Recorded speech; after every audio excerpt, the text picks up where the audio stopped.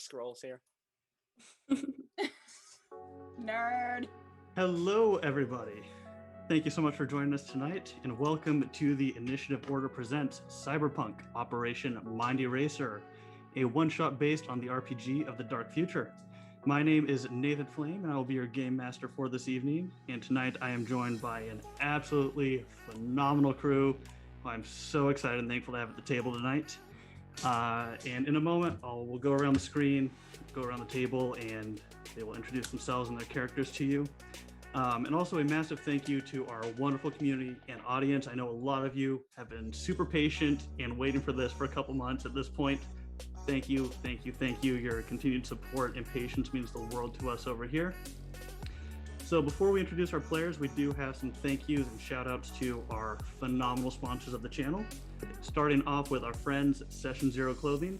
They are the creators of some of the most badass streetwear out there, tabletop RPG, all kinds of cool designs. If you use code ORDER at checkout, you will get 15% off your purchase. Next sponsor tonight is our wonderful friends over at Norse Foundry, the master dice crafters themselves. They create badass gemstone, metal dice, as well as some various TTRPG accessories. If you use code TIO, followed by the numbers 15 at checkout, you'll get 15% off your purchase through them. And we also have our very wonderful GotDM, aka Ray, also known as his company Roaming Player Gear, who has crafted this really awesome kind of dice tower, dice vault system. If you use code Carnaby, followed by the number 20, so Carnaby20, at checkout, you'll get 20% off that wonderful, wonderful system. So thank you, Ray, for that. And finally, our wonderful friends over at Mithril Armory, who've been kind enough to provide us with some killer giveaway items for every game that we do. So keep an eye out at the break. We'll throw out a code word and give you guys a chance to win one of their awesome items, which I'll get into more details as we get to the break. And finally, we are a proud ambassador for Jaspers Game Day this year. Jaspers is a wonderful foundation started by a young woman bringing awareness to mental health with kind of a focus on suicide awareness, suicide prevention. Seriously, check them out if you can. They do some phenomenal work through gaming. It is just absolutely incredible what they do. I believe that is it for now. So with that, we will go ahead and go around the table. And I'm just going to kind of go around how you guys are set up on my screen here. So let's start out with Mr. Kai, please. Oh boy. What would you like me to do? Go ahead and introduce yourself, where people can find you on social media if you wish, and kind of your character name and class if you'd like. Awesome, thank you. I'm Kai Norman. You can find me on Yokai Props. I'm a part of a podcast called Life Action Roleplay that Sin is also one of the co-hosts with. And my pronouns are he, him, and my character is also he, him. Their name is Salazar Santano, and their Edgerunner kind of alias is Shark. And they are a solo, which means big heavy guns and tough guy kind of attitude. Excellent, thank you, Kai. Moving on, let's go ahead and jump over to Luke. Hello, can everybody hear me? I am Luke, and I have an Instagram and a YouTube page called Nerdcraft HQ, and I talk about all kinds of different roleplay stuff, and I build and paint minis and all that kind of cool stuff. But that's kind of it. I mean, that's where you can find me, and I'm just here, excited. I'm playing Flapjack, who is a netrunner. Probably wishes he was more like a solo, but he's gonna pack the best that he can into the net and try and help his friends as much as he can. Perfect, thank you, sir. And moving on, let's go over to Jess, please. Hi, I'm Jess. You can find me on Instagram at Rising Valkyrie. I don't really do much, just playing D&D and chilling, trying to be my best self, I guess. My character is called Rayla, and her codename is Lifeline. Perfect, thank you. Giving out band-aids. Band-aids are always good to have. All right, Miss Lauren, if you'd be so kind. I guess. So I'm Lauren. I also don't do much besides play D&D and write D&D inspired books. My character is a nomad. Her name is Chloe, and she really likes to fight, which is why she has a black eye at all times.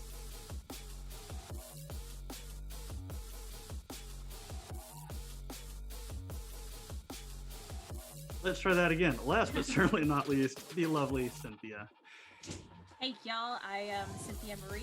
You guys may know me as Nellie G from LA by Night on Vampire the Masquerade. I also play Jerusalem on Sirens, which is going to be coming up soon. And if you are an avid watcher of the Initiative Order, I am on Carnaby Filed. I play Ruby there. However, tonight I'm going to be playing Ember Scorch, who is your media, your flashy person. But don't count her out. Yeah, she's quite the influential one. But if you want to follow me on Instagram, Cynthia__Marie, or Twitter, and just hit a magical number, I'm really excited. But anyways, go follow me on Twitter at CynDancer, and we can chat and talk about mental health, because I also suffer from mental health with anxiety and depression, and so I like to talk about all of that and how to help out. But I'm so excited to play Ember Scorch with everybody here tonight. Thank you very much. All right. Now that we know our crew, let's go ahead and dive into Night City, shall we? So Night City, picture if you will, kind of this large town, a mix of Vegas and LA, kind of based in Northern California. Neon lights, busy streets, all walks of life kind of piled down into this very overcrowded city. The year is 2077, so we're jumping a bit into the future compared to where Cyberpunk Red takes place. For those of you that don't know, kind of in the early 2020s, so essentially what happened, nukes were dropped, large corporations war took place between Militech and Arasaka, which resulted in the leveling of this area. But over the years, Night City has now been rebuilt, with those two corporations kind of still being incredibly prominent and around in this area. Now, the five of you are all vaguely familiar with one another. You've all kind of run gigs on the side to pick up a few extra euros here and there, all working for a fixer by the name of Pixel. Now, it's been about a week since your last gig with them, but they did tell you all to wait for the next call. So you know it's coming, you're just not certain when. So in the meantime, on the streets of Night City, let's go ahead and find out what our characters are up to this evening. So let's start off with Chloe. Of course, you gotta pick me first. It is early evening, probably about 5-6 o'clock in Night City. What is Chloe up to this evening? So Chloe is probably frequenting her favorite underground bare knuckle boxing ring. Or hustling people at full, but most likely probably fighting somebody. So she is roughly about 5'10", covered head to toe in tattoos with hot purple hair. Excellent. So Chloe, you're kind of just walking the streets at the moment, and you go down the alleyway, kind of knock on this nondescript door, and this kind of larger ruffian kind of opens it up, says, "Oh, what's up, Chloe? Come on in." You walk and you enter in this kind of small room with this makeshift boxing ring in there. It just smells like blood and sweat and alcohol and just stale, nasty ass place, your kind of place. And you kind of step up into the ring, getting ready for your next match against your opponent. And you see kind of this twiggy looking dude kind of step up. But he's been known to be a bit of a mixed martial artist himself. And you kind of take your stance and get ready for a nice evening of fighting. So while this is going on, let's jump over to Flapjack. All right. Well, I would imagine Flapjack is somewhere trying to make some money. You know, probably ripping off someone, doing something pretty skeezy. He's not a great dude. So I don't know if there's any kind of like bar or casino or anything along those lines where people may be gambling. He might be trying to like hack into the system and maybe score a few extra coins from from some unsuspecting people. If you saw him, he would be wearing a long coat, probably kind of tucked up, the collar up to his nose, and maybe go all the way down to pretty close to the ground, maybe even like almost like trench style. He's pretty small, pretty slender, and he's just kind of combing through the streets, trying to remain mostly unseen. All right, Flapjack. So as you kind of worming your way through the streets, kind of trying to blend in a little bit, you do see kind of on the right-hand side a little kind of hole in the wall bar that you know does have kind of a bit of a gambling area in the back, if you so wish to visit that. Yeah. All right. So you make your way in there. The bartender, he's seen you in here a couple times. And he's like, oh, hey. He just kind of points to the back where you kind of walk through some curtains. And you see just various, you see like a blackjack table, like a craps table, a couple slot machines in there. Walking in here, you do see, actually go ahead and if you would be so kind as to make me a perception check. So roll a d10 plus your intelligence modifier plus any perception bonuses that you would have. Yeah, of course. So I rolled a 4, and my intelligence, let's see, modifier 7. Does that sound correct? Okay. Yep. Okay. And that's the only bonuses. Okay. So an 11 total. As you kind of walking your way through here, kind of seeing if you can find any loose coin or euro kind of sitting around. Unfortunately, you're not seeing much. Now, what kind of games is Flapjack into? You know, blackjack, slots. What are you thinking? Probably slots. Probably hitting the slot machine. Okay. Make your way over there. Go ahead and now, if you would, give me a gamble check. Sure. Yeah. So D10 plus your intelligence plus any gambling modifiers that you may have. Okay, let me double check on those mods. That's going to be a 14 altogether. 14, okay. Yeah. So as you're kind of over here pulling the lever a couple times, being a net runner, you're kind of able to kind of really watch the pattern in the machine. And I'll say you're able to win about 200 euros off this machine. Excellent. All right. While Flapjack is enjoying his time gambling there, we'll go ahead and jump over to, let's go to Lifeline. So, I'm probably in my flat apartment, just chilling, reading through some old comic books that used to be around before the nukes hit. Maybe mostly about, Black Widow, Captain Marvel, etc. And thinking about going on a cruise, basically, with her hoverboard through the city. Chilling, keeping to herself. She's not the best at social interactions. Fair enough. And as you're kind of just chilling there, reading, flipping through your books, what does Lifeline look like? What is she wearing at the moment? Is she kind of just in her normal work gear? Is she more laid back in casual clothing? So she just came back, I guess, off of her last tour, helping people, helping fix them up and healing.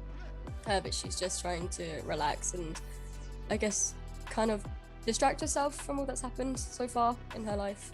And she's wearing probably a black leather jacket, probably some camo cap and a camo t-shirt, and then probably some just tracksuits, just chilling. All right, excellent.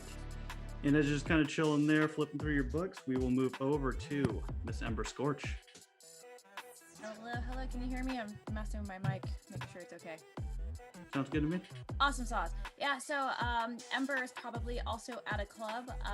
She is doing some investigative research, but most people just kind of think that she's just partying it up at some club, as she is representing the corporation DMS, because she works as a host for Cyber Squad 2.0, which is basically she follows around the Night City Police as they take on some various things. So she's kind of decompressing, she's hanging out, kind of getting like the information out there. She's dressed up in kind of what you're seeing here, kind of a red dress kind of looking thing.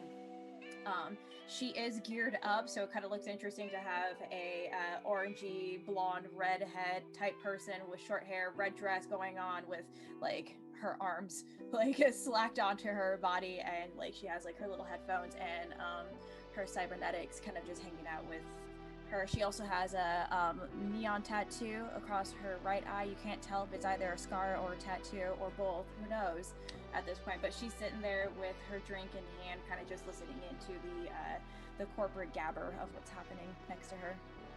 Okay, perfect. So why don't you go ahead, if you would be so kind, as to give me a perception check as you're kind of in this club, dancing around, listening for any type of gossip you can pick up. Sure. Oh my gosh.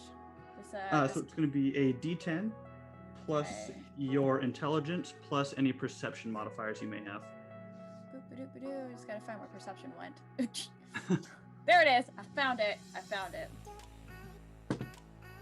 Awesome. 15? 15. Yeah. All right, excellent. So while you're kind of down in the club, dancing around, you do hear a couple of drunkards kind of arguing over just various rumors they've heard. Oh, you know, Arasaka, they're looking to chip everybody so they can track us. No, you're just full of shit, man. You don't know what the fuck you're talking about. And off to the other side of the room, you kind of hear somebody who almost sounds like a bit muffled, like, wait, man, I'm sorry. You hear a couple punches being thrown, and you glance over in that direction, and you see Salazar kind of handling one of the local drunks, if you would. And Salazar, if you would be so kind as to describe what Ember sees as she looks your direction. Sure. So Salazar has a lot of like visual aesthetic tech over his face, kind of like lines going down and the sort of tech lines around, and wears a lot of like makeup and eyeshadow. They're obviously very fashion conscious. They've got like this twisted up mustache and like a really pointed goatee, and the actual like clothing that they're wearing is very like fashionable textile. It's got like little holograph projectors on bits and pieces and things, but they've got kind of a body glove underneath most of the designer like surface level, and they've got like black gloves, very like professional kind of vibes, as they're at the moment shaking someone down. Is it possible for me to go see Shark? Oh yeah, absolutely. You know exactly who this guy is. You've worked together a couple times, and he is clear as day in your view that you can go make your way over to him if you wish. Awesome. So I sashay over, drink in hand, leaning against whatever wall, bar, door, whatever. Just kind of like just lazy with her drink. And she kind of takes it in what Shark is doing and goes, "Hey, Shark, like, when you're done, do you want to grab a drink? I know, like, are you working tonight or what? Because I'd love to just, like, catch up." Mija, I'm just wrapping this up, kind of like take the attention away from holding this person by the scruff of the neck, and like smile, and then turn back to the guy that I've got by the scruff. We're about done, right? You were just about to settle your debt, right? Yeah, get right on that, Mr. Shark. Oh, is this something that you don't want me to live stream? I should probably have told you I'm kind of live streaming everything right now. Of course you are. And he kind of just reaches down into his pocket and just pulls out a handful of just dirty, crumpled up, sweaty euros and just kind of shoves them towards you, Shark. Great. I'll take them. It's like, good, this will settle the drinking debt that you owe. This better be all here, by the way. It's there. It's there, I promise. It's all there. If I might, you might want to clear out all of his pockets. Like, I totally think he has so much more to give. Again, my viewers really want to see what's in your pockets. Your viewers are going to be disappointed, I promise you. There's nothing else. I'm gonna shove him away and just kind of gingerly pocket the cash. Okay. So you kind of shove him back. He kind of stumbles down on the ground a little bit, kind of picks himself back up, straightens out, and very hurriedly just kind of starts making his way towards the exit, just kind of glancing back towards the both of you. And just a little bit of fear in his eyes books it out of this establishment. Oh, wow. ¿Qué pasó, Shark? What can I do for you? Let me buy you. What drink do you want? I can drink. Let's get a beer or something. He like snaps to the bartender because she frequents there often and like just basically orders whatever Shark wants. All right. So as you kind of snap your fingers, go ahead. And why don't you go ahead and give me a cool check, just a straight cool check. So a D10 plus your cool skill. Can somebody help me? Where's that cool skill at? It would just be under your base stats. Found it. That is a 0 on the dice, so that's a 10. So 18. roll that one. Okay, so go ahead and roll again, because with a 10, it's a critical, so you get to roll that number again. Oh my god, it's another 0. Roll again. Is it unlimited explosions then? It is 2. Wow. So 22 plus your cool skill, or 32 plus your 22 plus your cool skill. Yeah. Yeah. 30. 30. Yeah. So just with that first snap, the bartender, his eyes immediately lock with yours, and just with a big grin on his face, he hurriedly reaches under, grabs a couple beers, and rushes them over to you.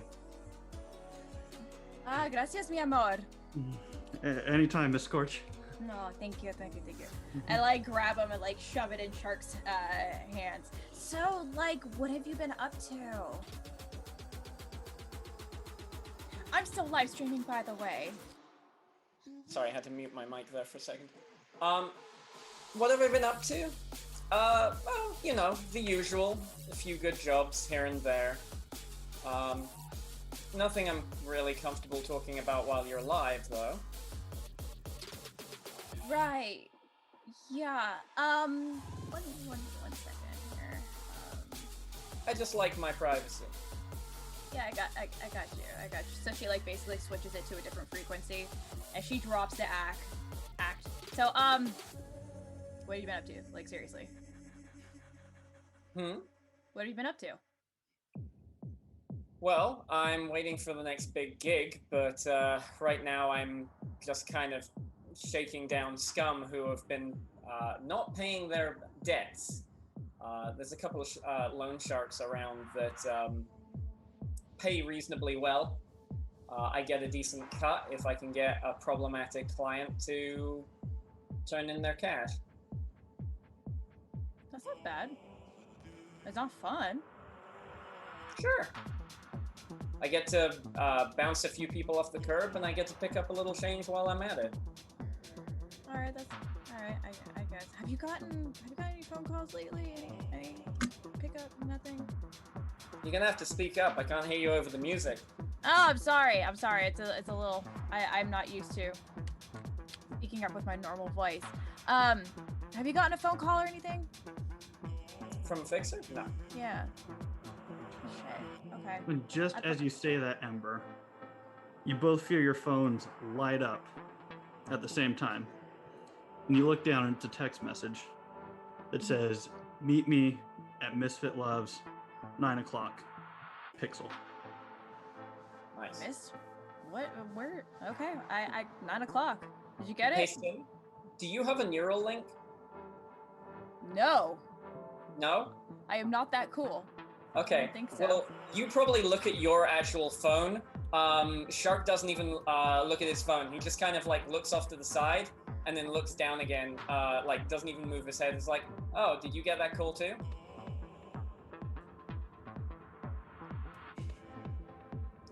I really need to get that. It's That's worth really. Evidently, I had to spend my money elsewhere. But yes, I got that text too. Thank you. All right. While this interaction's going on, we're going to go ahead and bounce back over to Chloe down in the boxing ring. Chloe, why don't you go ahead and give me a brawling check here? So a D10 plus your dexterity plus your brawling skill, if you would.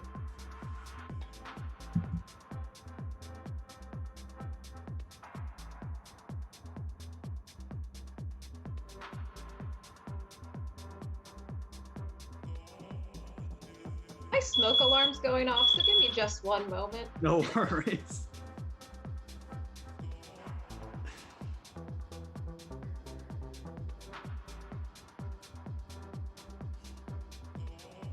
All right, while she is handling that, we'll go ahead and jump back over to Flapjack here. So Flapjack, as you're kind of watching the patterns on this machine, just kind of collecting the coins as they come pouring out, you also get a buzz. I called it a phone earlier. I apologize. It's actually your agent, which is essentially like a phone, but we'll try to use the actual cyberpunk terms here. So your agent goes off and you get the same message. Misfit loves 9 o'clock pixel.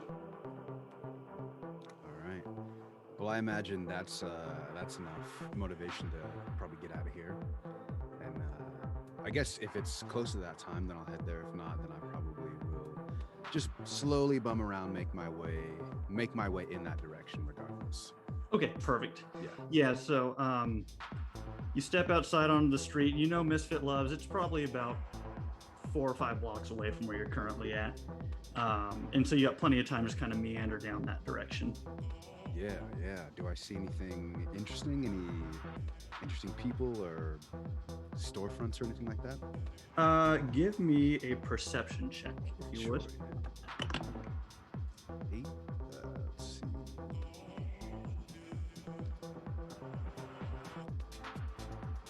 Ooh, nice. That's going to be a 14. 14. Yeah. All right. Yeah. So making your way down the street, you do see a ton of different people, all wearing just kind of these bright neon colored outfits. Down in this area, there's a few kind of hole in the wall bars and restaurants. There's like a strip club nearby. You see one dude just kind of literally getting thrown out of the club, goes tumbling off into the street, struggles to pick himself back up, and you can tell this guy is just hammered beyond all reason. He's just kind of stumbling in the street right now. He just kind of looks towards you. What the fuck you looking at? Feeling good down there, or you want to get up? And I reach my hand down to help him up. Guess you're not so bad. He reaches his hand up, and as you kind of help pull him up off his feet onto the sidewalk, he is just dead weight on you currently. Yeah, you know what? Second thought, and I'm gonna just set him down, like so he's sitting on the sidewalk. Okay. You just kind of like prop him up against like a wall and a trash can, and he just kind of like pulls himself up and just begins expelling all of his stomach contents into the trash can. Aside from that, you're not seeing anything really of note down in this area currently. Yeah, I'll just keep walking. Don't want my shoes to get too dirty. All right, fair enough. All right, and Chloe, do we have you back? All right, Okay. what was your roll? I rolled 21. 21. Okay, so yeah, you step into the ring. This guy kind of comes in all cocky, really just stretching his muscles out, walks right up to you. The moment the bell dings, you just punch him right in the side of his jaw, and he goes down immediately, unconscious in the ring. All the crowd, they all kind of just stop and stare towards you for a moment. They all kind of just reach into their pockets and begin just throwing a few euros into the ring there. And so you're able to collect probably about 50 or so euros just from the people throwing them in. And as you're kind of just walking back to your corner, you see your agent go off, kind of sitting on the bench off to the side there. And if you go read it, it's that same message. Misfit loves 9 o'clock pixel. Okay, I just pocket my phone. I look at people who are looking at me and I kind of kiss my bicep, throw on my leather jacket, and walk out. All right, perfect. So you begin making your way over there. And Lifeline, you're just sitting there enjoying your evening, finally unwinding. You think, all right, cool, day's over, I can just chill. When your agent goes off with that same message. Oh no, by then I've put headphones on, so I didn't actually hear my agent go off.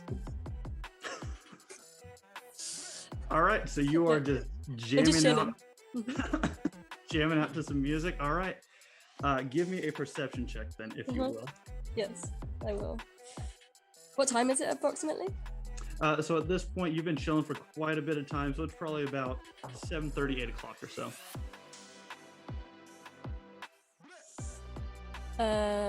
17. 17? Okay.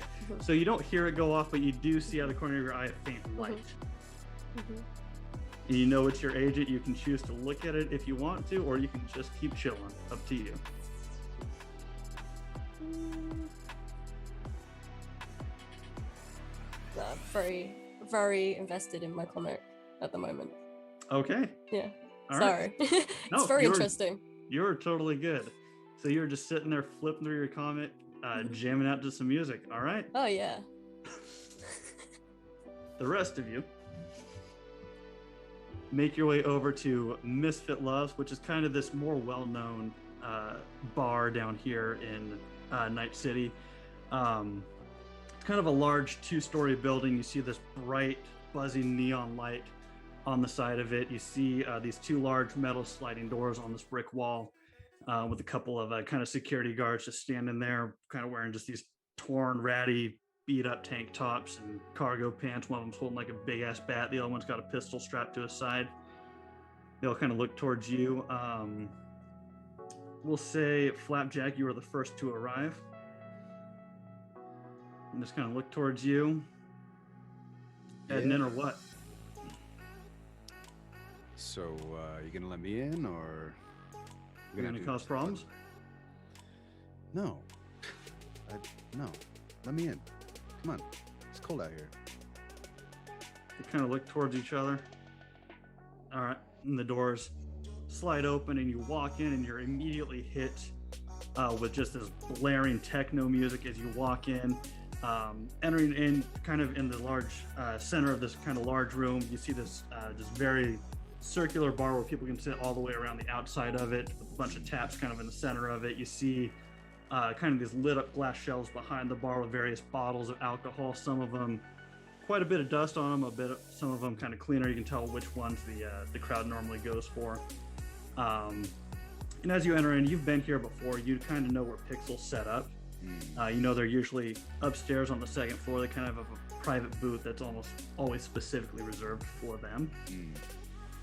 Getting the message on your agent, you can assume the rest of your crew will probably be on their way as well. So what would you like to do? Would you like to head straight up there, or would you like to kind of hang out for a moment? I'll hang out for a moment because I don't want to look too weird, and I will get a seltzer from the bar, just like no alcohol, but just to blend in, so I don't look like I'm just standing there with no drink like a weirdo. Okay, sure, fair enough, easy enough. You go up there, and the bar is fairly packed at the moment, but you do see a couple empty seats where you can kind of mosey your way on over. And it takes the bartender a few minutes to come over, but your beverage is served, and you're sitting there enjoying it. And about this time, Ember and Shark, you guys both kind of make your way over towards Misfit Loves. You see the same thing with 2 large bouncers, the sliding door. They kind of look towards you, and they recognize Ember immediately, just because you're kind of one of the more well-known journalists. Oh, Miss Scorch, let me go ahead and get the door for you. Thank you, darling. And the other one kind of goes, you realize it's a fucking automatic door, right? Hey, she doesn't have to know that. The doors slide open, and the 2 of you enter in, seeing the same kind of large packed bar hitting with that techno music. What would you 2 like to do? I'm gonna look around for anybody else who arrived from our crew. Yeah, go ahead and give me a perception check, if you will. 11, okay. You're kind of scanning the area, looking. You see just a lot of different faces. It's a fairly packed bar at the moment, but you do see sitting at the bar that familiar coat of Flapjack. Awesome. So I look over to Shark and kind of signal to Flapjack, and kind of make my way over. All right, you guys make your way over, and you are now joined with Flapjack. Oh my god, darling, how are you? Are you live right now? I mean, totally. We're scorching news here. We're always showing the blazing Sup? stories. How's everyone doing? Yeah. Yeah, it's Flapjack. See, Shark, you gotta get into this. Like, see, Flapjack is totally into it. Yeah, you're really into it. Yeah. Okay, whatever. What's a 411, Flapjack? What's going on? Well, I don't know. I got the same message you did. I'm just here, blending in, you know? Shit, you can't say that on my live stream, Flapjack. You can't just be saying this kind of stuff. I told you, Oh my god. That's why I asked if you were live, but then I forgot. You know what? I could rework this. It'll be fine. Just tell them that it was a stunt. It's social experiment. Yeah, that'll work. They love that, right? Not on that channel. Different channel. Tell them it's a roleplay game or something. Kids buy that. Yeah, see? They love games. Who the fuck likes role-playing games? God, freaking You know what? nerds. I don't know what to say about that one, but you're looking a little sweaty there, Shark. You've been collecting some things. I had to do a bit of work before I headed over, but it wasn't a big problem. All right. Why is my makeup running? No. You look great. There's a glisten. You're glowing. That's all. You look like you've been doing the work you were meant to do. It's his inner glow. Outer glow too, a little bit, but who's asking? As this conversation is going on, Chloe, you are making your way through the streets of Night City. Now you're a bit farther away, kind of where the boxing area was at, compared to where Misfit Loves is at. Would you like to walk there? Would you like to catch a ride there? What are your thoughts? I'll walk. I'm feeling good. Just knock someone out. Got a lot of adrenaline going. All right, yeah, it's a nice enough evening. It's not too cold out, and the neon lights and the glowing billboards all around the city kind of illuminate the streets well enough to where you can see fairly comfortably. You're passing through a couple alleyways. You hear a couple of deals going down, and a couple of them as you're kind of making your way through here. So it takes you probably a good 30 minutes or so before you eventually land there. And as you walk in, go ahead and give me a perception check if you would.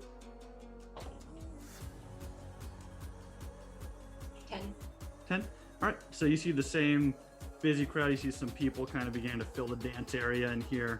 But as you're kind of scanning the bar, you do see the rest of your crew there, minus one person. I will just walk over and pull some sweaty bills that I collected from my fight out of my pocket and buy a beer. Okay. The bartender kind of reaches through, very uncomfortably takes the money, and just shoves it into the drawer. And you see them not reach for the fridge, but they reach underneath the bar and pull a bottled beer out from underneath there and hand it to you. And it's fairly warm in your hand. The alarm's going off again. One moment. You're good. So the four of you are now just kind of hanging around at this little bar area. The crowds are continuing to pile in to this area. You all notice that you are short one member currently. Okay, so now that we're totally broadcasting again, do we have everybody? Where's Lifeline? Is that your sister, right? Yes. Shouldn't you know?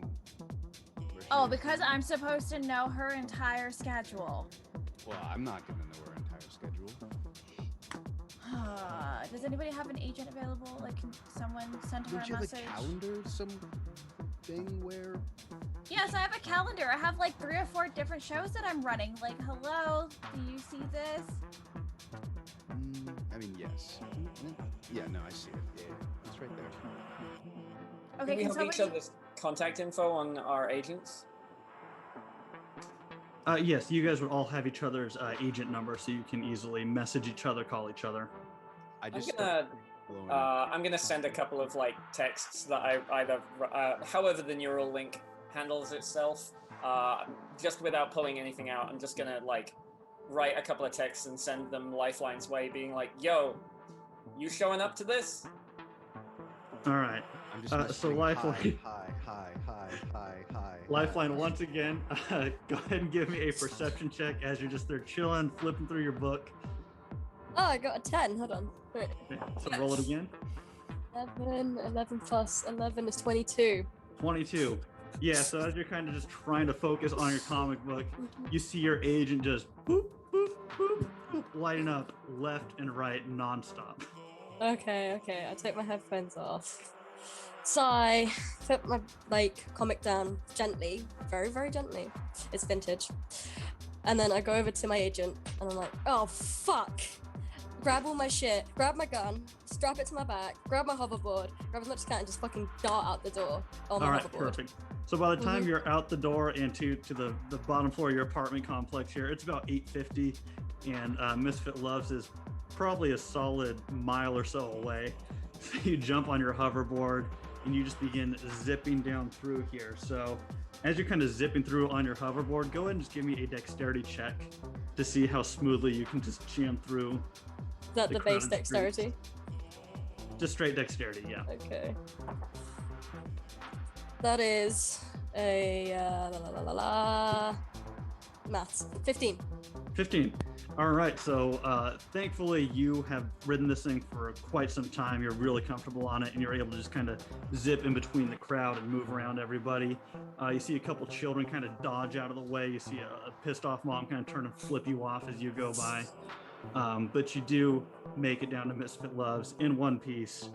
Walking in, give me another perception check if you would be so kind. Yes. So, 15. 15? Yeah, so you walk in and you see your very colorful crew kind of gathered around one little area of the bar. A couple of them with drinks in their hand. And yeah. I'm here. All right, you guys all hear Lifeline making a very loud, obnoxious entrance as she comes kind of flying through on her hoverboard into the bar. Just yelling, I'm here, what's up? Oh, it's about damn time, Lifeline. Oh, nice to see you too, sis. Were you reading your comic books again? No. Are you live again? Like, totally! Like, I'm always live 24/7, we know this. I shake my head and I go over to the bar and order myself a beer because I can't deal. All right. I mean, what? You don't wanna talk about your nerdy self and like reading all of these comic books? I yell down to like wherever the camera is on the mic. I'm like, she doesn't even talk like this, and then walk to the bar.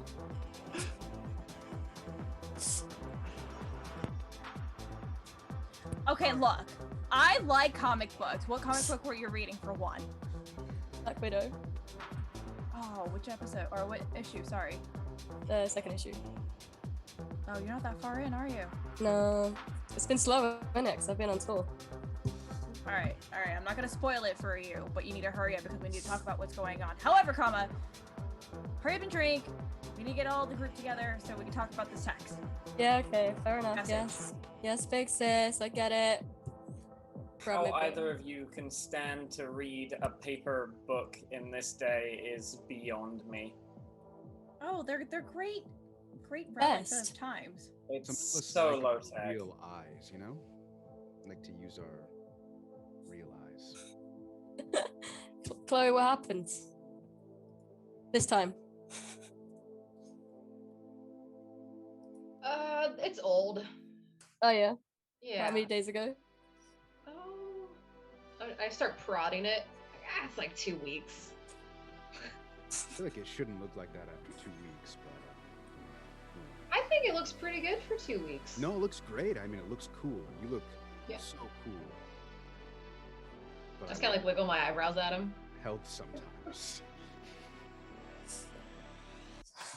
So pixel, yeah. Yikes. Should we head up? Oh no, guys. I mean, we could finish our drinks first and then head up. I might need it during talking to them, but sure. 100%. All right, drinks on me. Drinks on me. And I like basically do the same action to get the bartender's attention to get everybody's drink order. All right, go ahead and give me another cool check if you would. Yes, sir.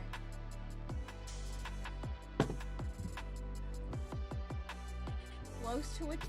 It's not. It's a 8. With where's my cool at? Where'd it go? There it is. That's a 16. 16, okay. So as you're kind of snapping your fingers once again, it doesn't seem to be as effective. The bartender kind of looks towards you, rolls their eyes for a minute, but they do get your drinks, just not as quickly this time. Hey, Ember. Yes. you know, if you get one of those neural link upgrades, you can actually just log onto the network on the bar and order your drinks through that, right?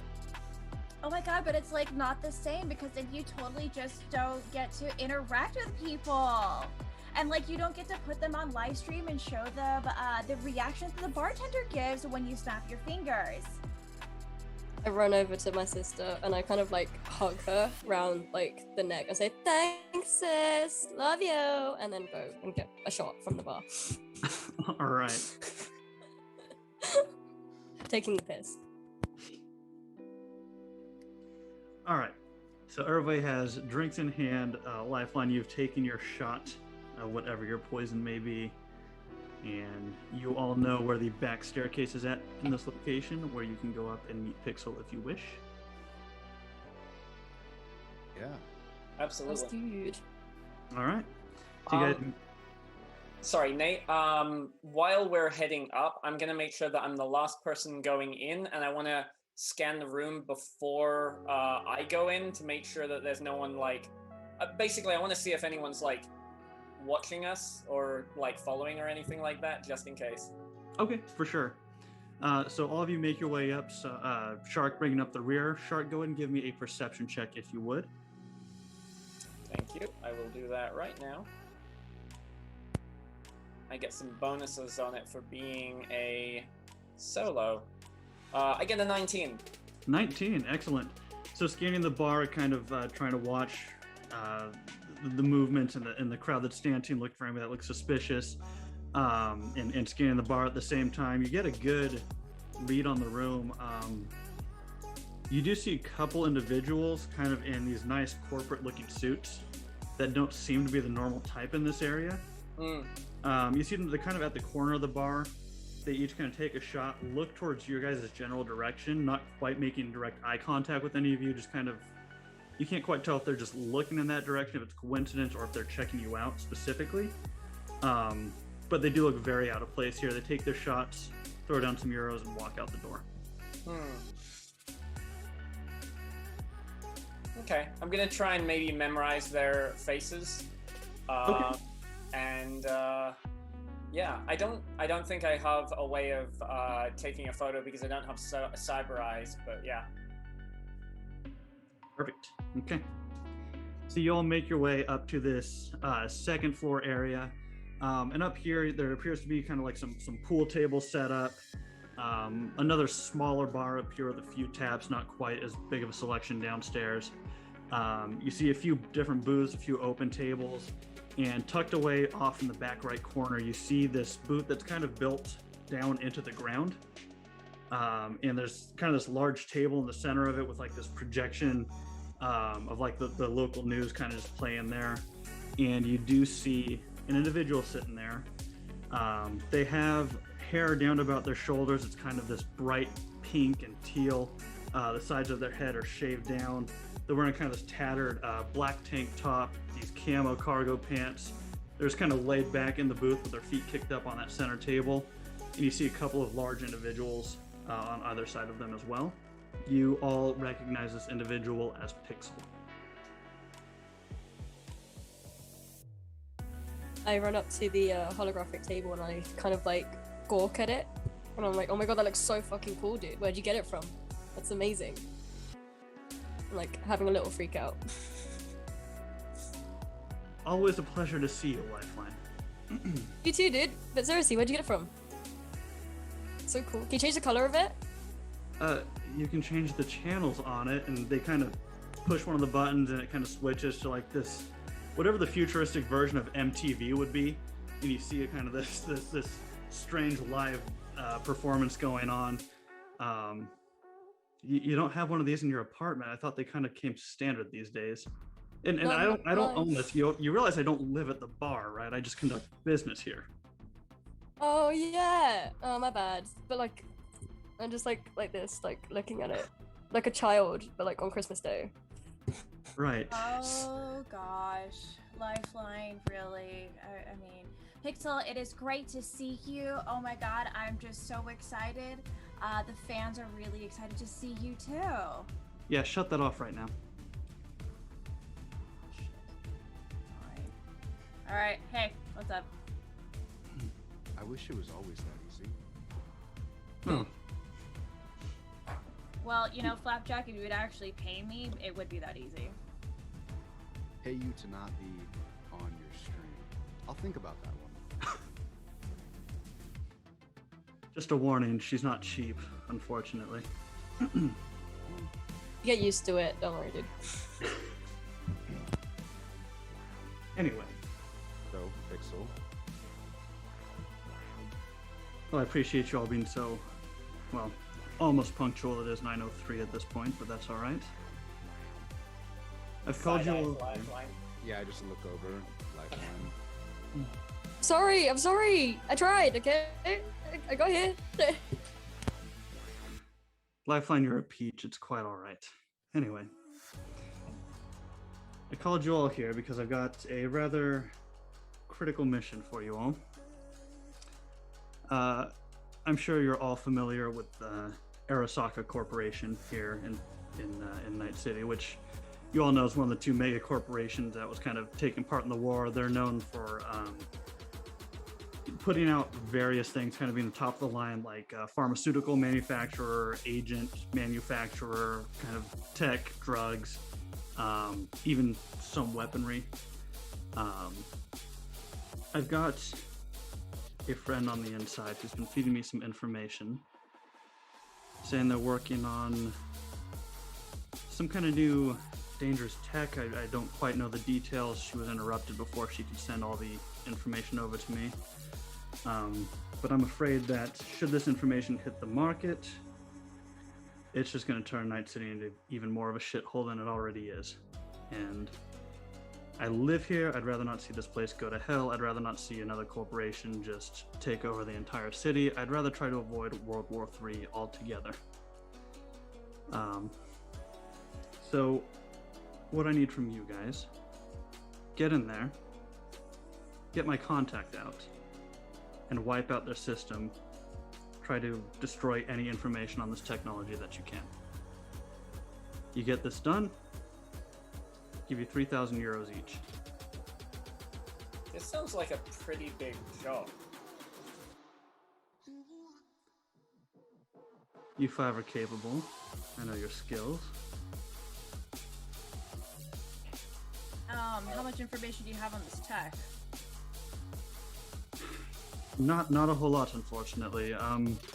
She had mentioned it's some kind of new neurological implant that can not only record a deceased person's memories, but their personality. And there's a rumor that they're trying to bring back an individual, a member of the Arasaka family who was very hell-bent on starting another war with Militech. So I'd rather not have another individual like that walking around. Shit. The whole idea is a little bit creepy sounding, to be honest with you. What does your contact look like? So glad you asked. And she hits another button on the center console, and this image of this woman with kind of almost like pixie cut, dark jet black hair, in a red dress.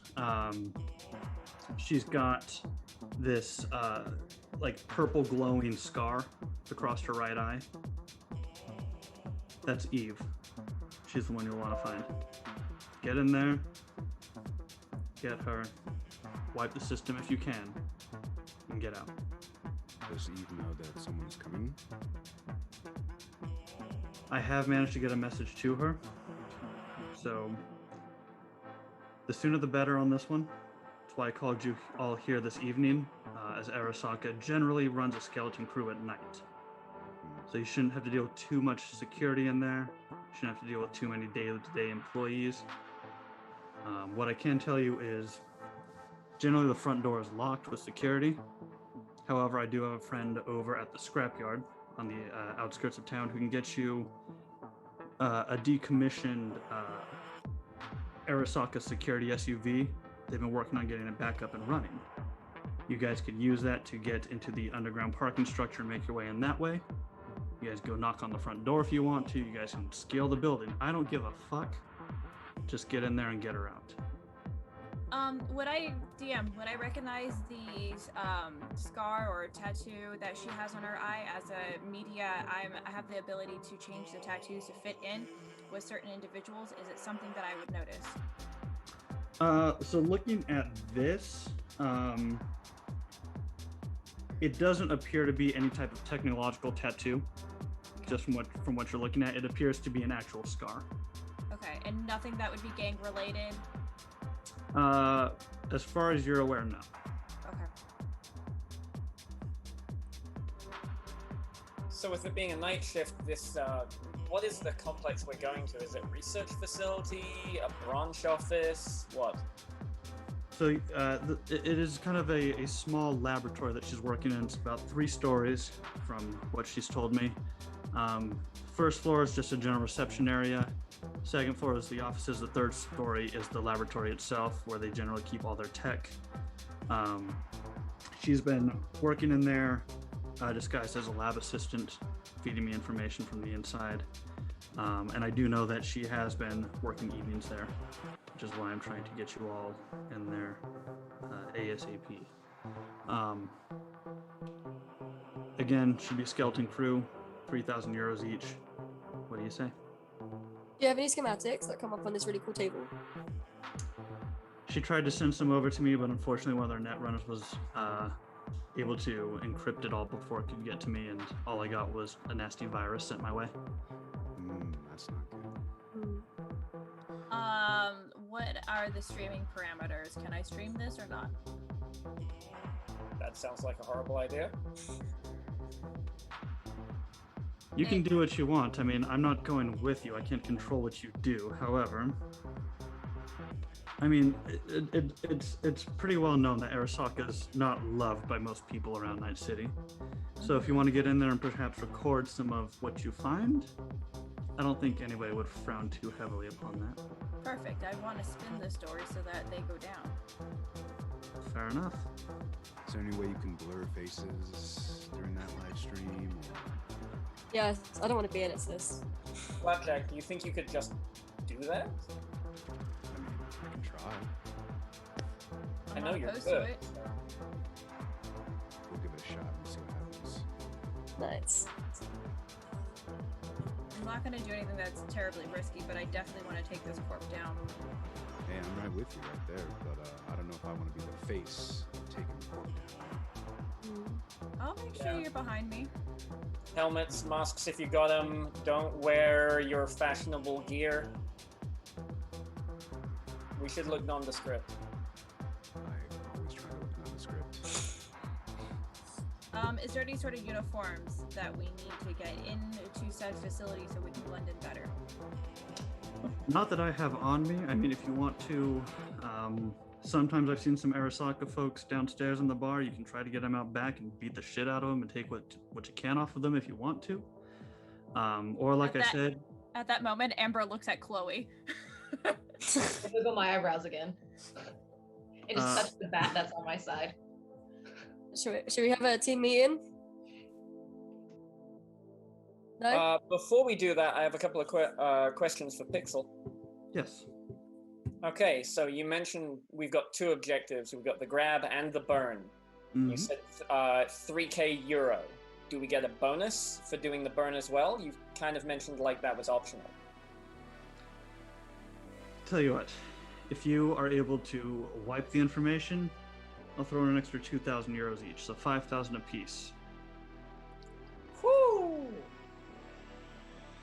I know I'm asking a lot here, but you all know I always pay my debts. Yeah, thanks, Jack. That was all I wanted the team meeting for. Thank you. Some fuego money. So again, guns blazing, go see my contact at the scrapyard. I don't give a shit, just get this done tonight. Okay. Where do you want the delivery? She's got a secure apartment. She can give you the directions once you have her. We got the guns, we got the guagua. All we need is maybe some floor plans. I think we might be able to find those elsewhere. Yeah, I think so too. Yeah. Sure, we can figure it out. I think getting that truck might be a good idea. Excellent. Yeah, the SUV. Mm-hmm. You guys are heading to the scrapyard then? Yep. All right. And you see them pull out their agent and they punch in something. All right. Your Delamain cab will be waiting outside.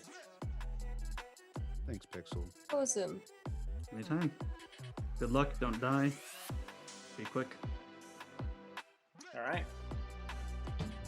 Is there anything else you guys would like to do in Misfit Loves for the time being? We want to have a team meeting real quick, don't we? Oh no, it was about the pay, like negotiating. Yeah. I thought we could do that in private. Yeah, my bad. Sorry. And then I turned to Ember and I whisper, "You know that Eve girl looks really fucking cute." Seriously? That's what you're looking at right now? Well, yeah. Did you bring your supplies? What supplies? Alright, my gun's right here. Right, I'd yeah, like my to gun's right strategy here, for a but second if you're cool What with if, it. what if one of us gets shot, Lifeline? Oh no, yeah, I always have my med pack on me. Come on. Okay, that's what I was making sure, because you flew out of the house pretty quickly. Look, yeah, I always have it on me because I have to be around you. So. Ouch. Exactly. Shark, I apologize, you were talking. No, it's fine. So, the way I see it, I didn't come here with my guns and riot shield and everything like that. So I need to go and get some of my gear so we can meet up. Alright. I don't know about the rest of you. I would encourage you all wear nondescript clothing rather than your fancy threads. Unless you've got a plan. I just look down at like my beat up jeans and like leather jacket and just kind of shrug when you say fancy threads. Yeah. Flapjack Chloe. just takes his jacket off and turns it inside out. Lifeline just glances and like shrugs. I look down and go, what do you mean by fancy threads? Okay. You're I not just even. hand you my pretty leather jacket. Oh my gosh, like you guys think that like I don't know anything. You know what, I'm just gonna put you guys all back on stream. How would you like that, huh? Wait till you're downstairs. Yep. Alright, so, Flapjack, do you think you can find some, like, blueprints or something like that on the web, maybe? Well, let's give it a shot. Nate, I figure... Oh, go ahead. Oh, sorry. I figure while you're doing that, I can go pick up my gear, and if anyone needs to do otherwise, do you think I need to get masks for all of you, or Flapjack, are you comfortable? Do you think you could actually hack Ember's feed to blur out our faces and adjust our voices? We should probably give it a test before we go in, so Okay. to make sure that can happen. Okay. Well, as a backup, I'm going to see about grabbing some masks as well. And then we can meet up later. Ready to go? Sure. Where are we meeting? I don't have a preference, but... In front of here. Close Yeah, by. let's meet in front of here in about, what'd you say, 30 minutes? An I can hour? probably manage that. Yeah. Sure. I'm ready. Nate? All right. So you guys make your way back downstairs out to the front of Misfit Loves, where you do see a couple of just black SUVs sitting there. No drivers at all in these vehicles, and the doors kind of open up. And you all recognize these as Delamain cabs. Oh. So if you guys are going to be going separate ways, some of you can get in one of them, others can get in the other, and you guys can go to your various locations. Should we be concerned over the fact that Delamain cabs are pretty expensive? Like, is this kind of a good paying gig for us? Is it suspiciously good, or is this kind of... You've worked with Pixel enough to know that they're not the type to fuck around and mince words. Okay. So you know that they will take care of you. And so you can operate under the assumption that they have already paid for these cabs to take you where you need to go. Awesome. And yeah, for Nice. those of you who don't know, Delamain cabs are like bulletproof, top of the line. They will protect you at all costs to get you to your destination and keep you guys alive. Yeah, like, and they're controlled by an AI, so they're like kind of like an English butler as well. They're super cool. They're so dope. Yeah. Hey sis, can I come with you? I've got all my stuff on me. Sure. Yeah, I always love your company. I'm pretty much ready to go too. So It's been a while. All right, so we have Shark, who is going to go back and grab the rest of your gear. Flapjack, you're going to go try to hack into a computer and try to find some blueprints on this building itself. Ember, Lifeline, Chloe, is there anything specific you three would like to do? I'm gonna stay and have another beer since Okay. I have everything on me. Fair enough.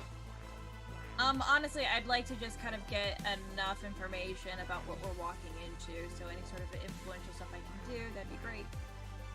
Okay. We're just gonna chill at my sister's like swanky apartment and appreciate it, you know. All right. Fair enough. Fair enough. All right. So we'll say, Shark, you are in one cab heading back to your place. Chloe, you're just down at the bar having fun, getting drunk. Flapjack. I'll say Ember and Lifeline, you guys will probably go Flapjack since he's going to be looking for floor plans. You can also probably try to help dig up information regarding what could possibly be within this area. So as you guys kind of sit down in this cab, the back seat is just this really, really fine leather. On the back of the seat, you just see like a little television screen. You see this image of this blue, bald, almost featureless individual. Not a whole lot going on with the face, and just kind of stares blankly at you. Destination, please. The nearest computer. Is that how this works? I look over at Ember. Oh my Looking gosh. for a cyber cafe, are you? No, just take him to, and I give him the address of my apartment. Very good.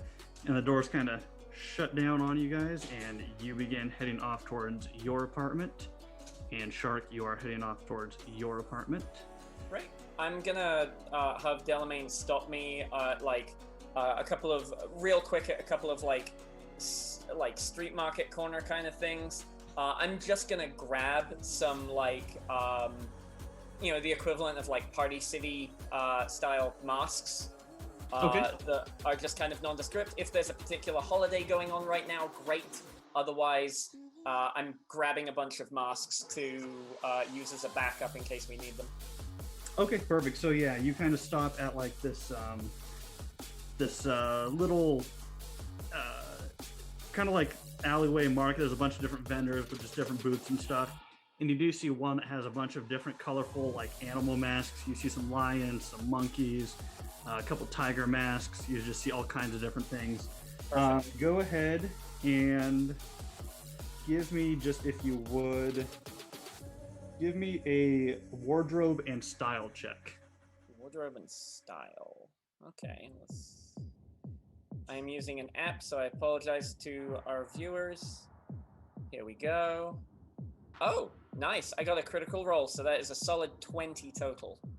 20 total. All right, excellent. And so you got a 10 on the dice, so go ahead and roll that 10 again, though. It did. I got a 10 okay. and a 14, and I had 6 cool, and that is all.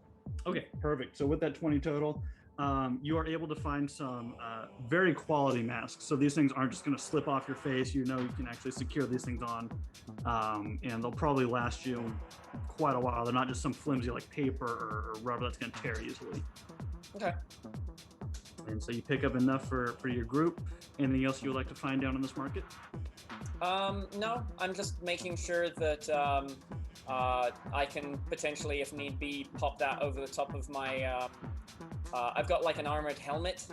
I don't know if that involves a full face cover or not, and I don't know how generic or nondescript it is.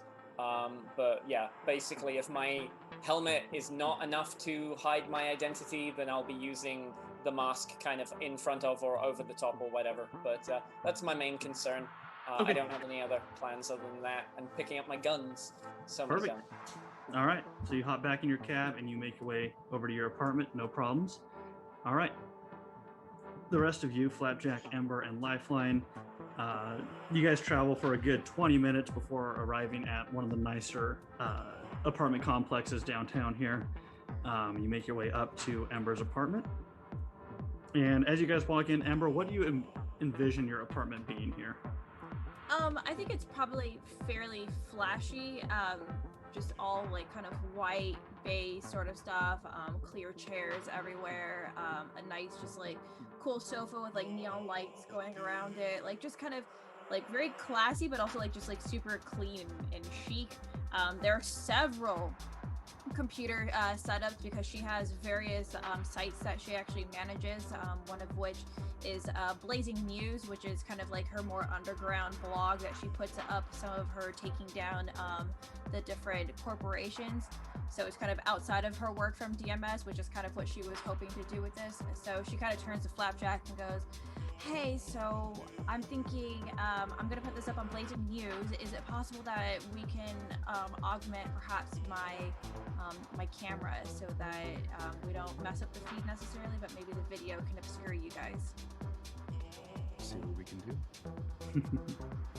As they have that conversation, I like sprint and then just fucking just land on that white sofa so hard and just lean back, kick my feet up, and just chill.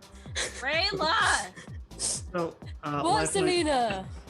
Lifeline, go ahead and give me a dexterity check here to see how accurately you can land on the sofa as you charge it.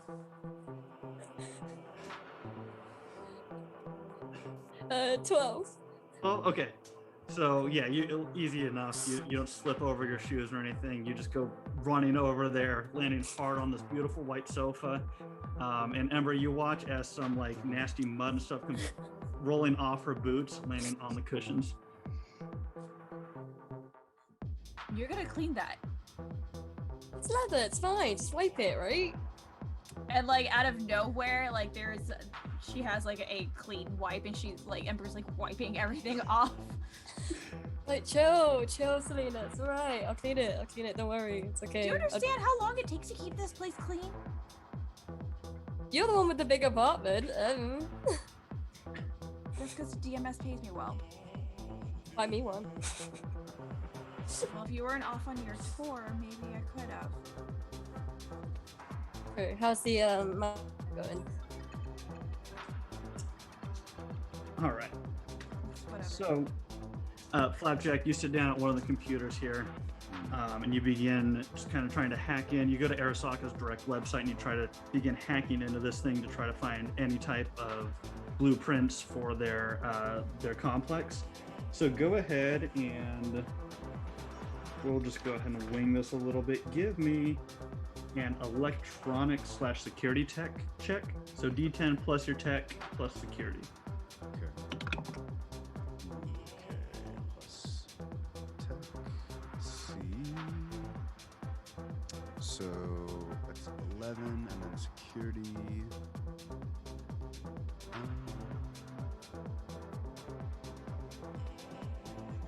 12 altogether, it looks like.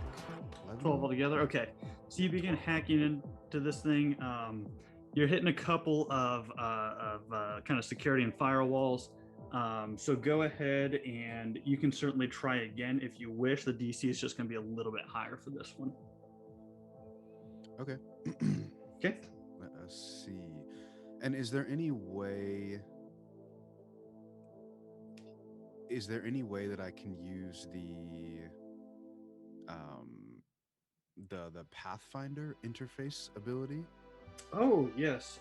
If you could please remind me what that does. Yeah. So it allows the netrunner to learn the map of the architecture, basically exactly what we're like trying to do, and then it lets me use my interface rank plus my program bonus and then the thing. So I just get to add like a little bit more basically. To the Okay, perfect. Yeah, I apologize. I forgot all about that. So yeah, go ahead and make a check using that. Yeah. Oh, that's a terrible roll though.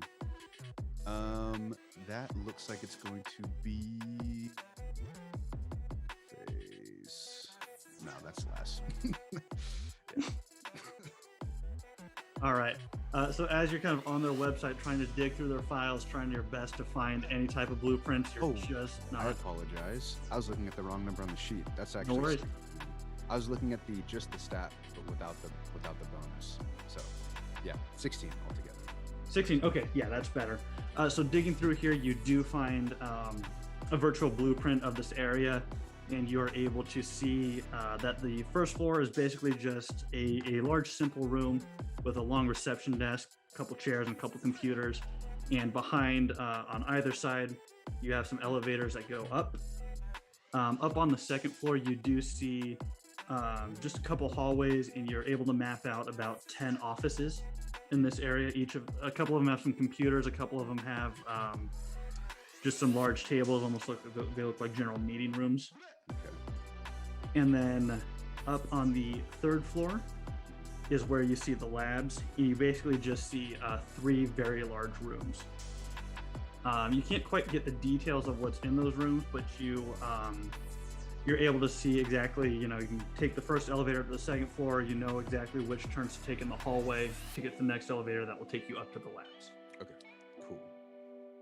And Ember, as you're kind of trying to scour using your media skills, trying to find anything else on Arasaka that you can, go ahead and give me, how do we want to do this one?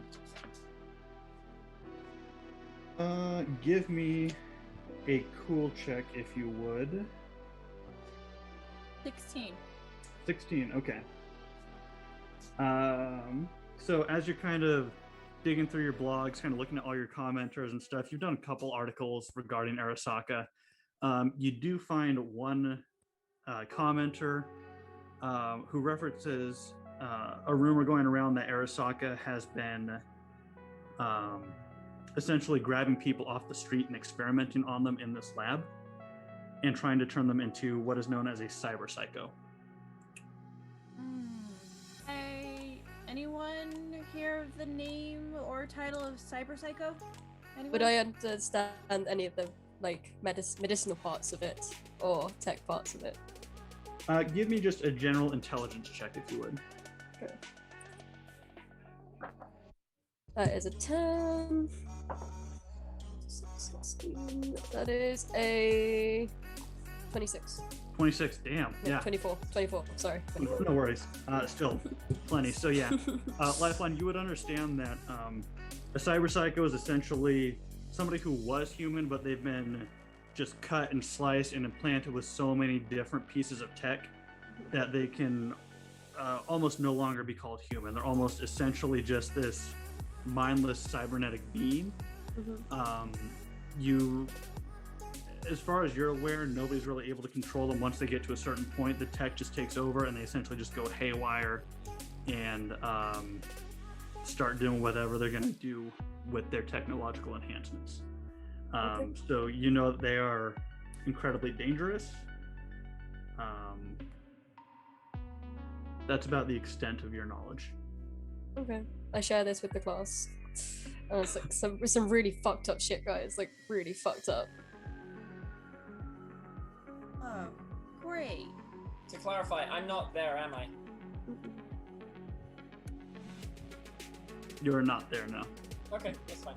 No, but I do end up sending some sort of messaging through my agent to Shark and to Chloe to kind of give them the update of what we're kind of finding out and knowing what we're kind of up against. So I'm relaying the information, just I'm saying it out loud to the group. Okay, definitely easy enough.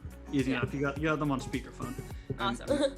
Likewise, I wouldn't want to keep any of that information that I'm giving to myself, just in case I get off or something. So I'm telling. Yeah, no worries. So you guys, Hallway one of you can 10 pull out your meters. agent, and it kind of almost projects out like this little screen off of it, where you're able to see the face of Shark, and you see Chloe kind of at the bar just taking shots.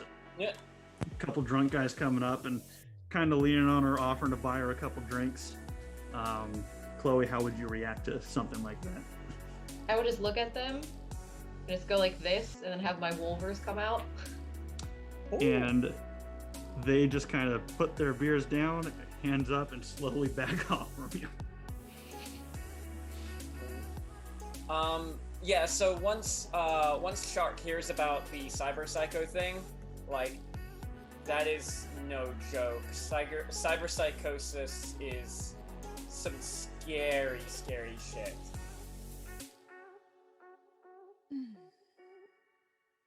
There might be some in there still. We don't know if they've got any presently in that lab. I really hope not. Yeah, Ember, from that thing that you read, it sounds like it's just a rumor at this point. They didn't really provide a lot of substantial evidence to back up that claim. Mm-hmm. But with how shady Arasaka is, you wouldn't put it out of the realm of possibility. So I'd actually like to do a live stream that's actually in front of a nice like green screen kind of like setup that Ember has in the background, and I'm basically going to put it out on her like her dark web sort of blog of, hey, rumor has it that there's totally like some cyber psycho, or sorry, so what is it called again? Cyber psycho. Thank you, Yeah, I was you right. got it. So, oh damn. You got it. Has some cyber psychos out there, and I like state the corporation. Anybody who can verify this, I've got your back. And just kind of like send that out to see if I can get some extra information coming in from people maybe on the streets who may have seen it. Okay, definitely. So go ahead and give me another cool check if you would. Sure. Woo! I got a 0. Oh, damn. All right, roll it again. I got an 8. My cool is 8, so 16. So 20. I 26? can't math. Thank you. No worries. I think 26. We'll go with 26. Sure. So you kind of you put that blast out there and you begin waiting and waiting, and eventually you do get a message from somebody claiming to be one of the receptionists there, and it just says Lab 3. I like basically like forward that information to Flapjack. Can you do a reverse verify check on this to make sure that this is truly the receptionist and not someone yanking our chain? Yeah, let's give that a shot. Maybe I could do. Wait, so you want me to check if the receptionist is real or if they're actually in Lab 3? All of the above? Yeah, anything you can get, dude. Anything you can get. I Okay. respect your mad skills, okay?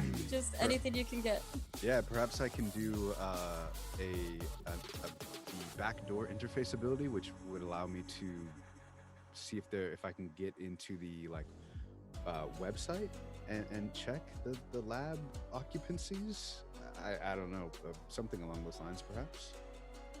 Yeah. So netrunners there's so much stuff you can do with these guys. It's ridiculous. So yeah, go ahead and you can try to backdoor into that. So that's going to be a D10 plus. I don't know if you have it pulled up on your sheet there. I do have. Is it like going to be the skills, like under the skills check, like a security check perhaps, or? Yeah, we're going to do a security check for this one. Okay. Ooh, wow, that's good. Let's see. 18. 18? Okay. Yeah. So with having the blueprints pulled up, and you're kind of able to kind of see from this computer, you're actually able to hack into the cameras here at the lab itself, and you do see in lab number 3 an individual strapped to a table.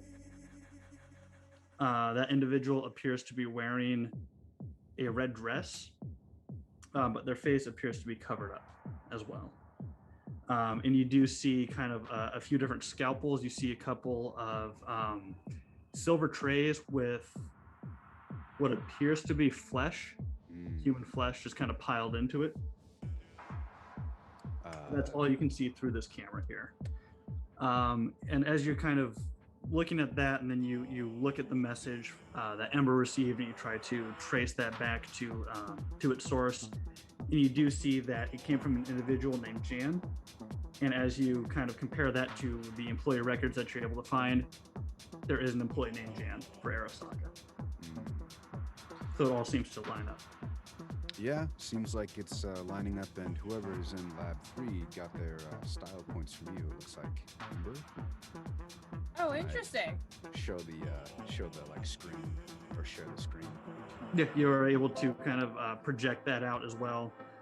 You are now all looking into this laboratory. Didn't Eve have a red dress on?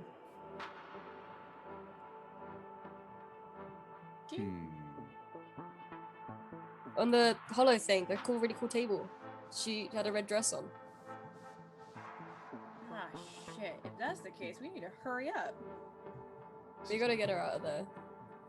Straight up. So I respond back to Jan, thanks for the information. No And I, response. like, kind of, is there any way to actually send her some sort of coin, digital coin, any kind of sort of money? From what Flapjack was able to gather, you only have her name and her employment. You weren't able to draw like any financial records or anything like that. So. Okay, alright, I'll keep it in the back of my mind if I see her. Okay. Perfect. I'm gonna shoot out a text message to everybody about everything that happened. Text message, is that the right word? What's the right word? Just a message in general. Right, Yeah, from your, a message to like the whole group. We should reconvene in the next 15 minutes. We've got some information additionally to what I just sent you earlier, but it's easier to say in person. You changed it, sis. Huh? Have you changed it? Do I have to? Yes. Don't want to get fucking caught in there. Fine. Do you even have any normal clothes? Excuse me, what I wear is perfectly normal. I don't know what you're talking about, you little commoner. Excuse me? Yeah, Do you heard remember me. where we come from? Wow. I worked really hard at where I'm at. Okay, fine. I'll pick something normal on. Then Lifeline puts a headset on and just listens to the music instead. all right. So Ember, you changed. Lifeline, you're blaring your music. Is there anything else you guys would like to do, you as well, Shark, in your apartment, or are you ready to reconvene back at Misfit Loves? I'm good. Okay. Yeah. All right. You all make your way back to your respective cabs. They've all just been waiting outside your apartments patiently. Get back in. They head over to Misfit Loves. And that is where we are going to take our break. As mentioned earlier, we do have a giveaway from our friends over at Mithril Armory. Tonight we are giving away a set of their sketch dice. They are super cool. It's basically a blank set of polyhedral dice, and they come with paint pens, so you can paint them and customize them however you want. So down in the chat, if you could type in the word punk, P-U-N-K, all caps, type it in one time, and you will be entered in to win that giveaway. And we will announce that winner when we get back. All right, we'll see you guys soon.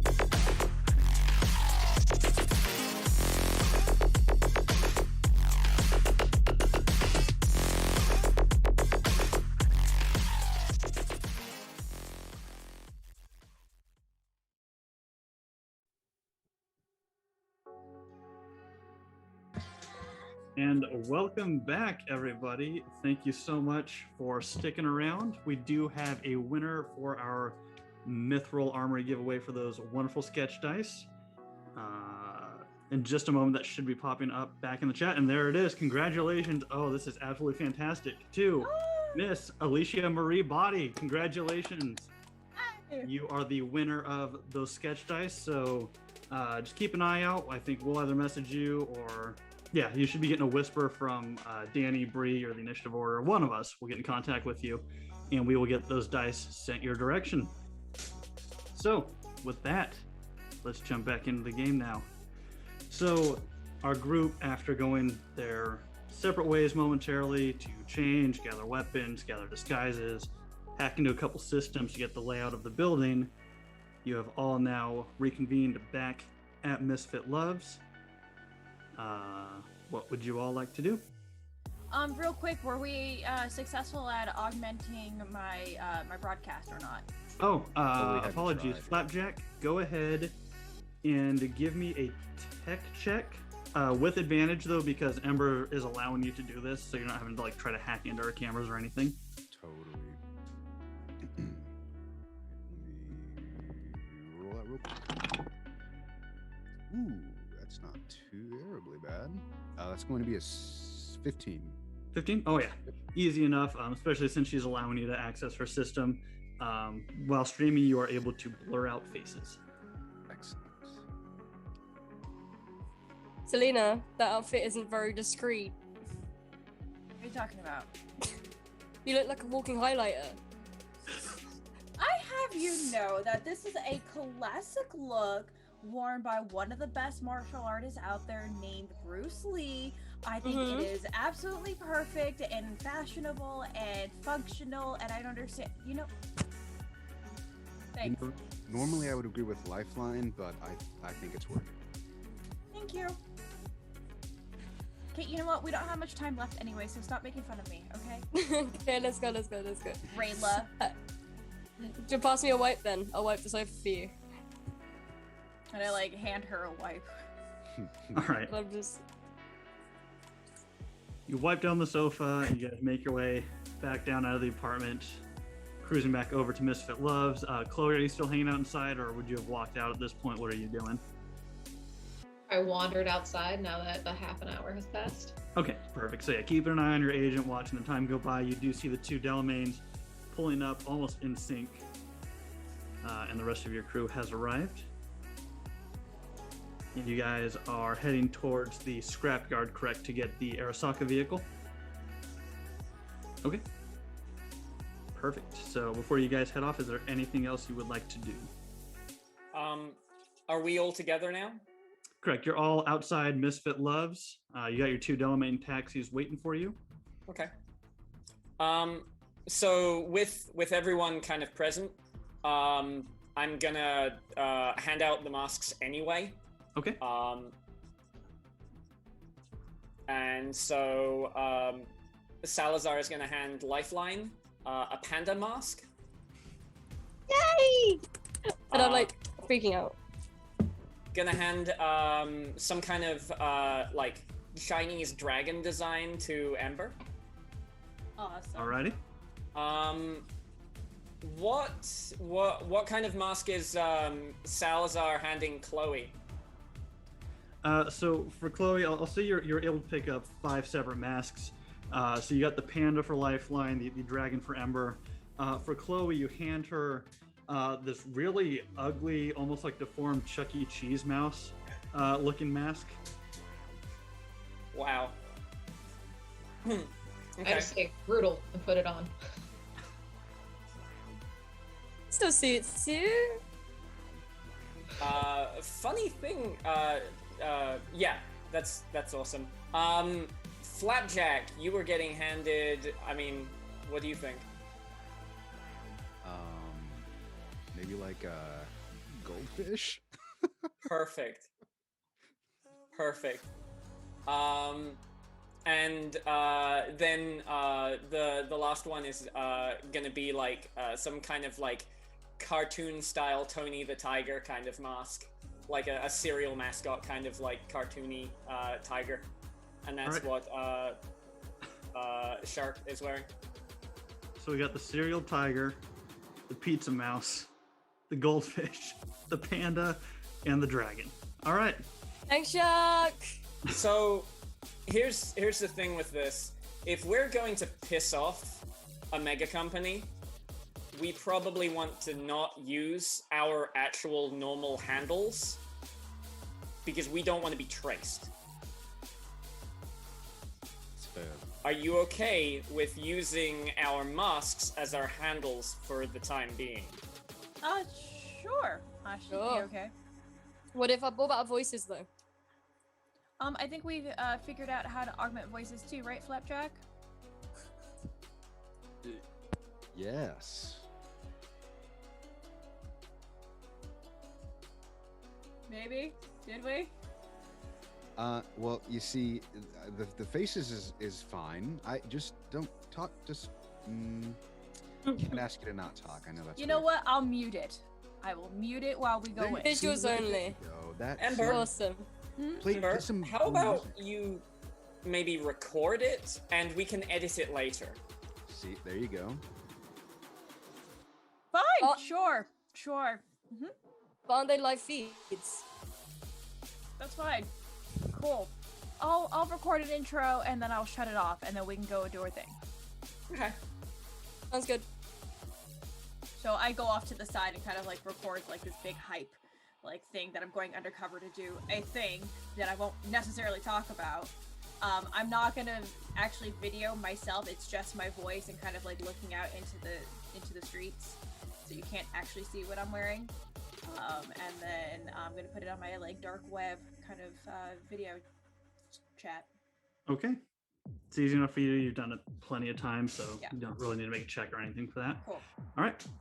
And you guys just confirmed heading to the scrapyard to pick up the Arasaka vehicle, correct? Okay, perfect. Mhm. So you guys each pair off in your taxis. You guys can basically do 3 and 2. So who wants to go with who? Doesn't super matter. It's a fairly short drive there. So Delamain easily enough takes you over to the scrapyard. And as you guys arrive, it's kind of just this large fenced off area. You see kind of a makeshift NASCAR track down at one end. And you see just this giant dirt lot filled with vehicles. You see various sports cars, a couple of them missing some tires. You see a couple motorbikes. You even see a couple of hover vehicles. And as you guys enter in, there is just a kind of a small building up next to the gate with a door on it that you assume is probably where your contact would be.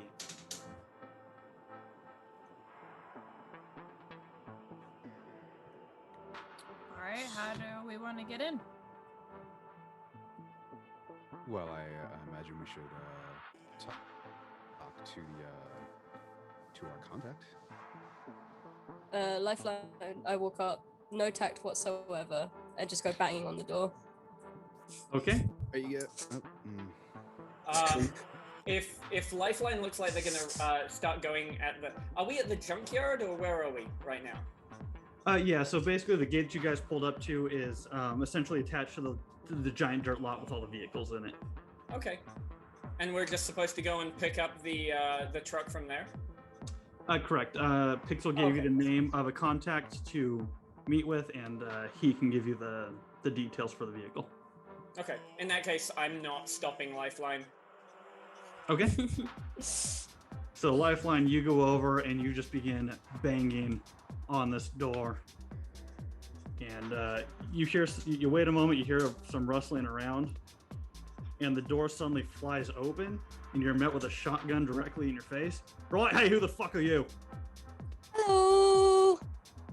We're here for an SUV SUV.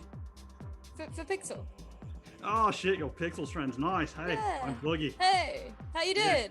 doing? Good. I'm Boogie. So, I'm Lifeline. Nice to meet you. Lifeline. Good to meet you. Name's Boogie. So, all right, we're looking for the Arasaka SUV. Is that the one y'all are after here? Think so. Right. Okay. Excuse the guy. And he just kind of sets it off to the side. I've got the key around here somewhere. Just one moment. And he kind of shuts the door. And you hear just the sounds of like chairs being slid across the floor. You hear just various things being tossed around the room. Takes a good about 5 minutes or so before the door finally comes back open. Right.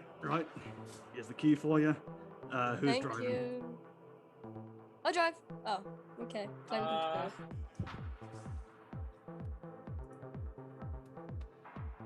All right. He'll go ahead and hand the keys over to Chloe. Right. All right. So to get the SUV, you're going to want to go straight down the lot, take a right, go down 2 rows. No, go down the lot, take a left. I just pressed the beeper on the key fob. All right. Give me a perception check if you would. For the record, I'm still sitting in the car, but I have augmented hearing, so I'm still listening to the whole conversation while being in the car. 12. Okay. So Chloe, it's very faint, but you do hear off to the left-hand side a very faint beeping noise. Right. Yep. That's the one you want. And I just walk away. Good chatting. Wait for me! You're welcome. Fucking kids. Thank you, Buggy! Right. All right. So Chloe and Lifeline, you guys make your way down the lot. You go and you find the vehicle, and sure enough, it's kind of just this nondescript, large black SUV-looking thing. It's fairly heavily armored on the outside. You can see where there's some very faint glowing paint on it that says Arasaka across the side of it. As you guys kind of get in, kind of in the center console, you see this built-in computer with all this tech, and it pops up just this 5-digit security code. I just look at you, Lifeline. 1, 2, 3, 4, 5. Oh, and I go in to type it in. Screen flashes red. Oh, damn it.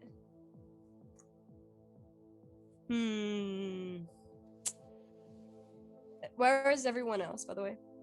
Where's Shark and Flapjack?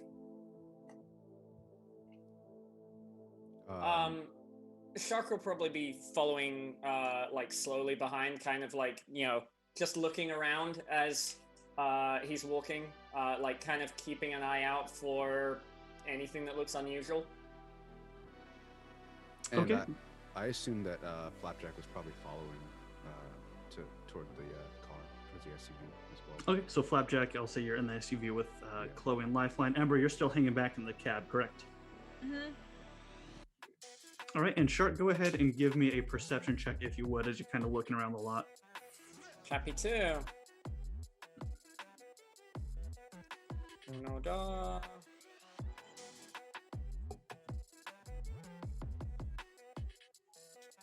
Oh, that's a 19. 19, all right. So as you're kind of looking around the lot, kind of keeping your eye out, looking for any movement between the vehicles, the only other individual you see is Boogie come running out of the building. He kind of stops for a minute like, fuck, where did I put that fucking SUV? They need the fucking code. Shit. All right. Oh, you. I didn't catch you now. Are you with the group? Yep. What's Right. the code? It's going to be 42069. So with my neural network, I'm gonna send like a text message to the group with that code. All right. So Chloe, Flapjack, Lifeline, and Ember, you all get a message on your agents that just says 42069. You got this, Chloe. I chuckle and enter it in. All right. I yell, sis, hurry your ass up. Get here. I'm like literally looking at that message, still kind of like, really? That's the code. And I message back to Lifeline. Give me a second. I like to be fashionably late, just like you. So the computer screen turns green, the vehicle fires up, and you are now able to get cruising in it if you'd like. I call shotgun. I figured we were already sitting in the car. I don't GM, know. Just out of curiosity, is there any other vehicle that maybe have some assets that we can kind of pull off? Like I'm looking like maybe like for extra guns, any artillery, bullets, anything that I can see while I'm walking over to the other car. Give me a perception check as you're walking through here. Well, it's a 7 on the dice. Give me a second.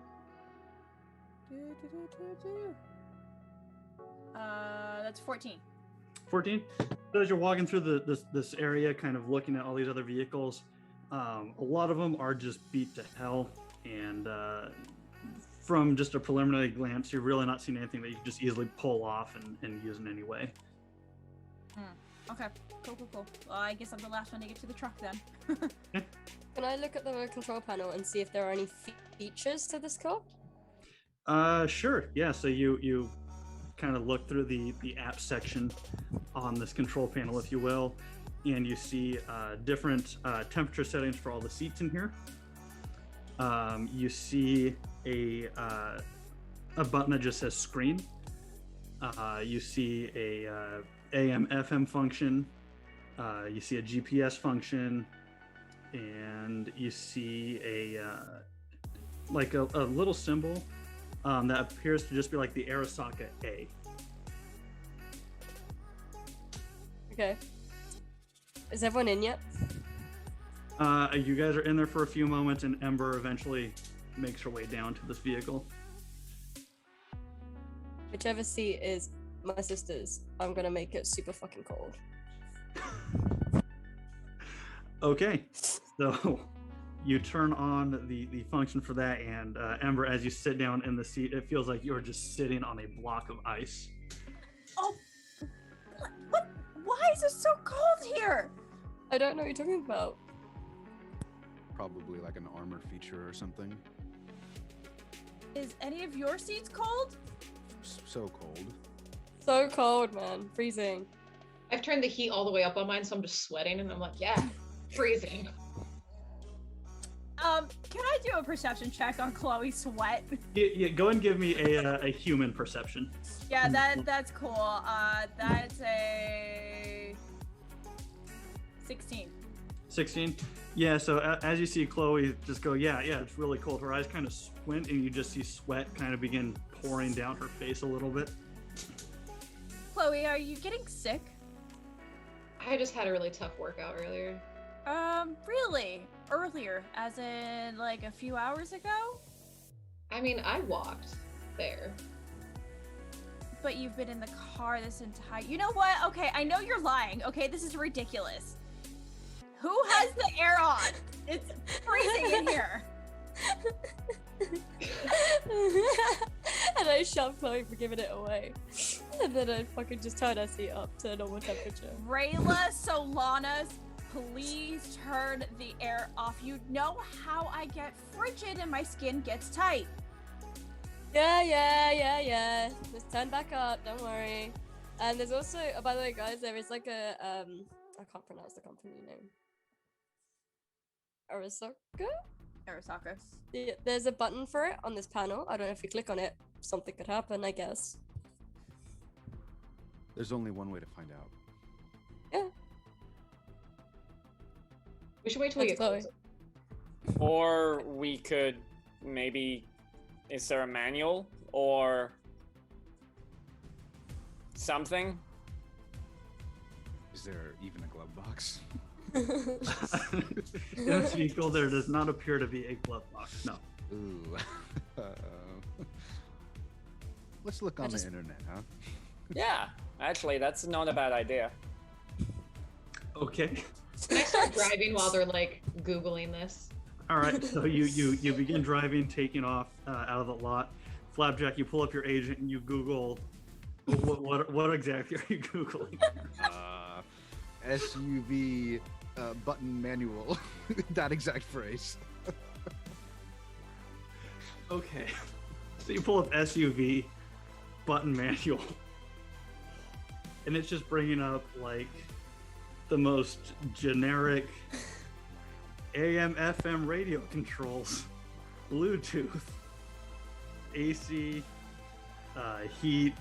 You're not seeing anything specifically on Arasaka. I think it's the Bluetooth connection. No? Nobody? I just turn on the radio and to a techno channel.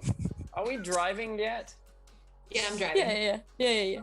So we've left the site. All right. Mm-hmm. You have left the site, and you're now being blasted with just the most obnoxious techno music. Okay.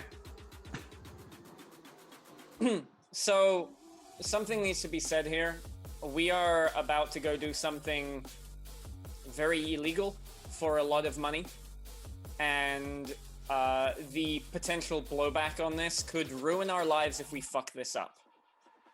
So, pranks and jokes are gonna have to stop once we get on site. Otherwise, one of us might end up dead, or more. We cool? I just give Lifeline like a side look. Yeah, we're cool.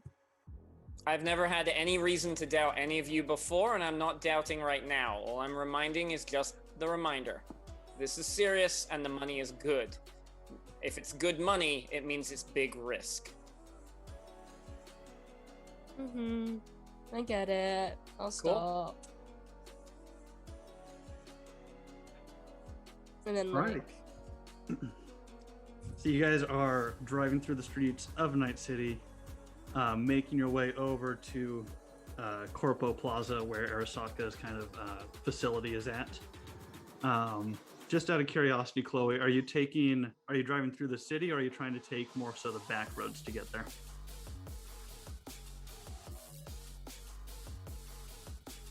I feel like I'll go through the city. Through the city? Okay. Yeah. All right. So you begin making your way, driving through downtown. Now, my next question is, how are you driving? Are you just jamming through, running red lights left and right, just trying to get there, or are you trying to kind of blend in with the rest of the traffic? I am fighting my natural instincts, and I am driving very carefully. Okay, just checking. 10 and 2, whole way. 10 and 2, whole way. All right, excellent. So, go ahead, and if you would be so kind as to just give me a local expert check to see how well you know these roads. Where would that be? And Lifeline, you're riding shotgun, correct? Yes. Okay. If you want to assist Chloe in kind of giving her directions as well, I will let you. Chloe, you can either roll an additional die, or you can each roll and take the higher. Up to you, Chloe. Why don't you roll 1 too? Because I didn't do great. Okay. That is a 19. 19? Okay. So much better than mine, so yes. So as you guys are kind of cruising through the streets, Lifeline, you're kind of sitting up front jamming out, and then you realize you have been passing the same billboard for the past 5 minutes, as Chloe's just been kind of taking turns, getting on the freeway, missing the exit, taking the next exit, and just going in circles constantly before you finally speak up and say, no, you want this fucking exit here. And you guys said that eventually 20 minutes ago. Yeah, but like I thought you had it, I was trusting you.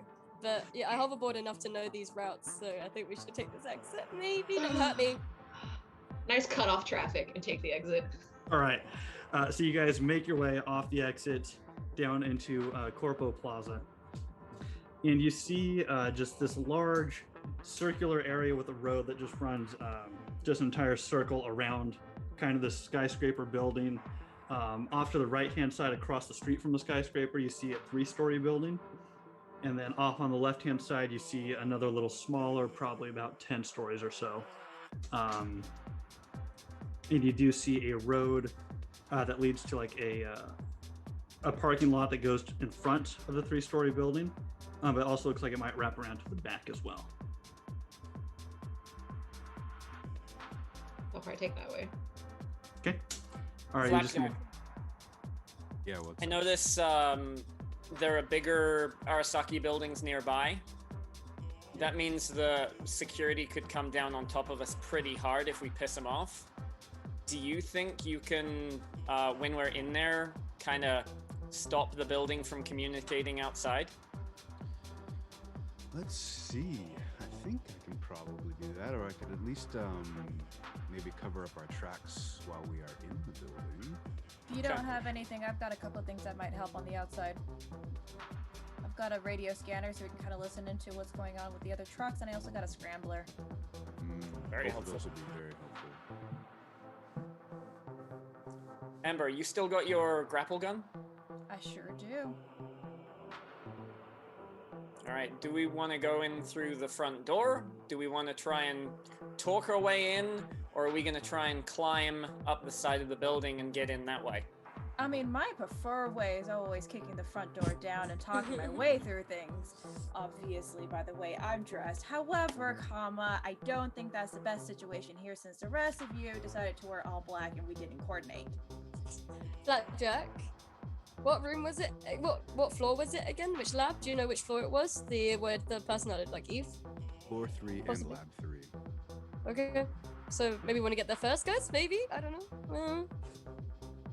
So as you guys kind of pull in to this area too, immediately you just see one door into the front, and you see two very heavily armored, heavily armed individuals standing on either side of the door.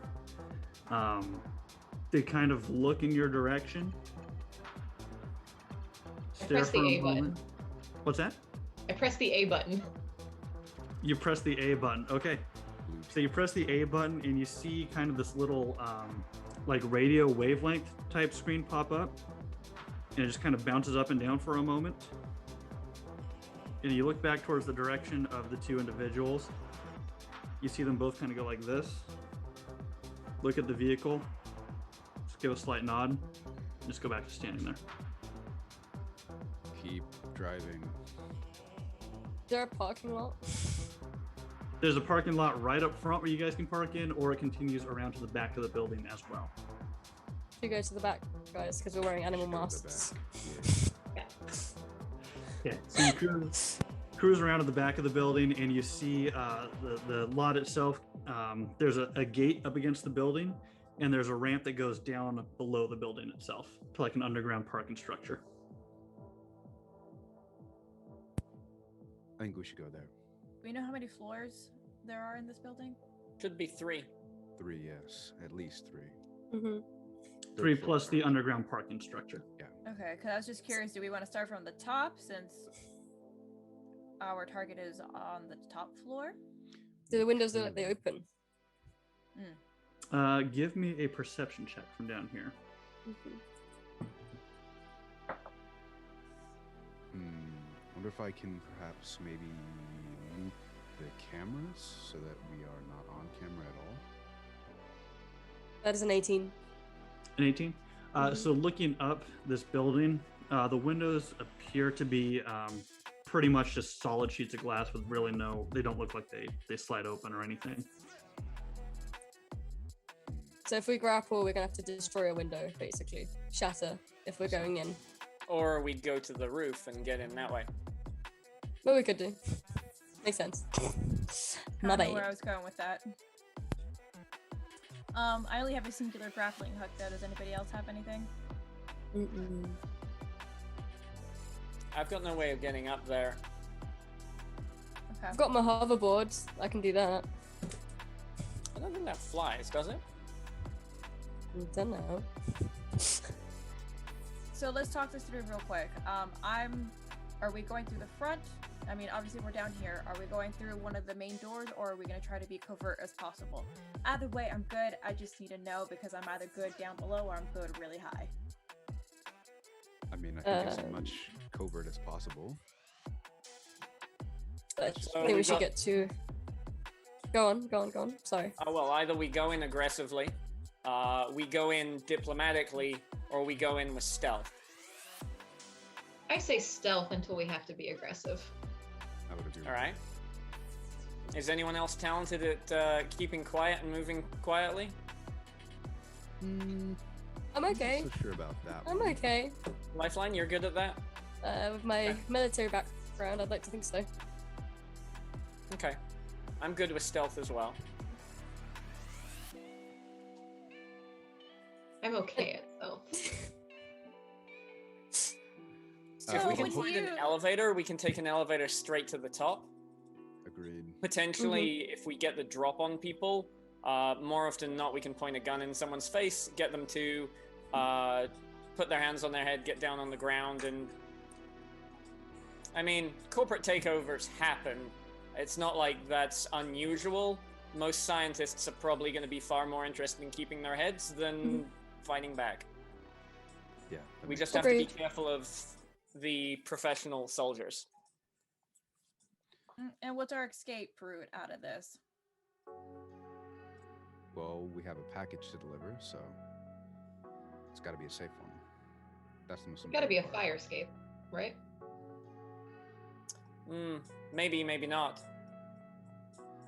Do we have the floor plans? We do, yeah. All right. What did the floor plans say? I don't think there was a fire. You didn't mention a fire escape, at least, but there was obviously the elevator, and then staircase. Yeah, I think we have two ways. Yeah, so from the floor plans that you gathered, Flapjack, you saw there was one elevator that ran directly from the underground parking structure up to the second story. Right. And then from the second story, there appeared to only be one elevator that led up to the third. Right. Makes sense. How far away are the two elevators on that second story? Good question. It looks like it would be down probably about a couple different hallways, but the hallways don't appear to be, miles long or anything. They're your standard hallway. Okay. And is there a entrance, is there a doorway up on the roof? You did see there is an entrance up on the roof, as well as from the floor plans that you saw, there is like a landing pad up top as well, for like an air vehicle to come down on. So, not gonna lie, I think in my mind, my favorite option is actually to start from the top and move our way down, so that we can avoid any sort of detection going in and out, if you catch my drift. So we start top, grab her, and go all the way down, back down to the truck. That can be an option. Delaman cars don't fly, do they? As far as you're aware, they do not have flying vehicles, no. Okay. Figured I'd check. Makes the pickup a lot easier. Fair enough. What are we doing, guys? We grapple onto the side of the building, we climb up individually, and then make our way through, grab the target. Do the floor plans show where a central database would be, or, well, Flapjack, where do you think is most likely we could erase the data?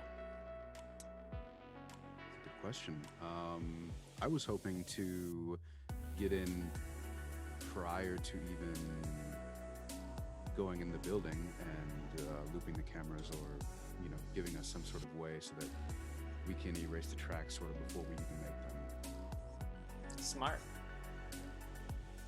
So we'll have to figure out where that is first. So with your looking at the floor plan of the building, you notice that there were two computers down the reception area, and then a very large computer, large computer room in lab 2. Okay, lab 2. Well, I would say then we get in from the top. I head straight to lab 2, begin. You guys go to lab 3, extract, and then we make our way down. All right. I don't think you should go alone.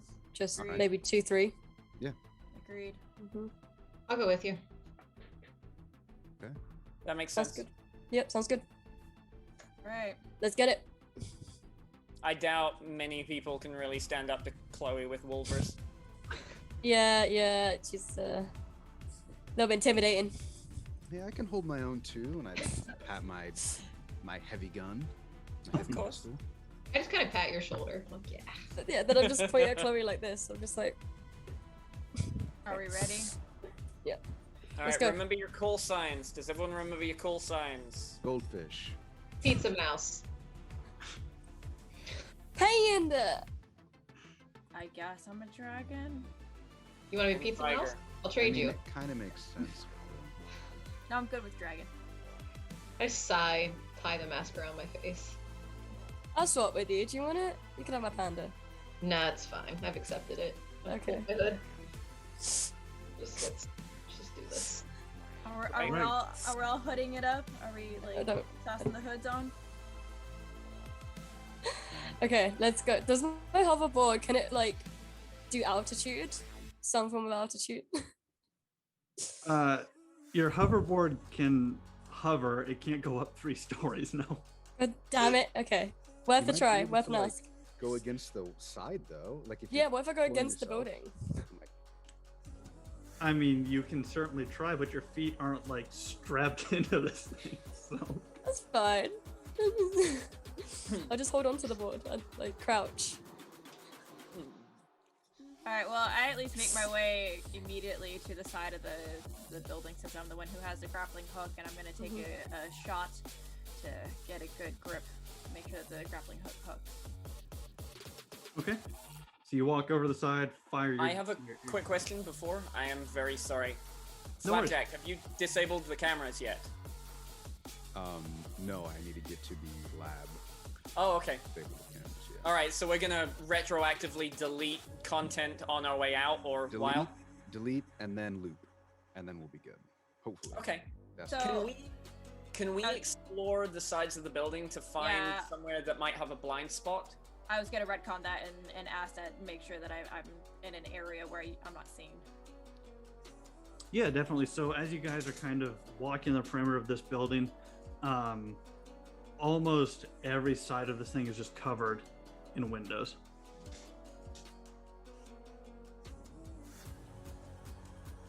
Right. They're Arasaka. They like to be very, very fancy, and windows and glass look very clean on the side of their buildings. Fortunately, it's the evening. Most of the people have gone home, so And it's a skeleton crew, correct? well, that we know as of? far as we know. Isn't that what Pixel said? Told. Yeah. are there any external security cameras on the outside of the building that we can see? Give me a perception check. Happy to. And if so, could I get directly into it and just shut off that one while we scale this 18. area? 18. All right. So as you're walking the perimeter, you do see kind of on the second story corners, you do see some cameras, and then up a little bit higher on the roof of the building, you do see a couple more up there as well. Okay.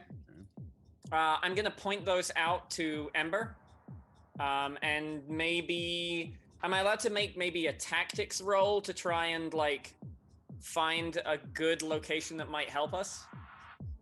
Yeah, definitely go ahead and do a. Let's see here. What kind of roll do we want to do for this?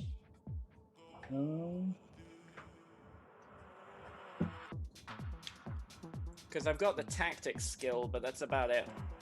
Yeah, okay, go and just do a straight tactics roll. That's fine. And we'll Okay, see. I got a 14. 14.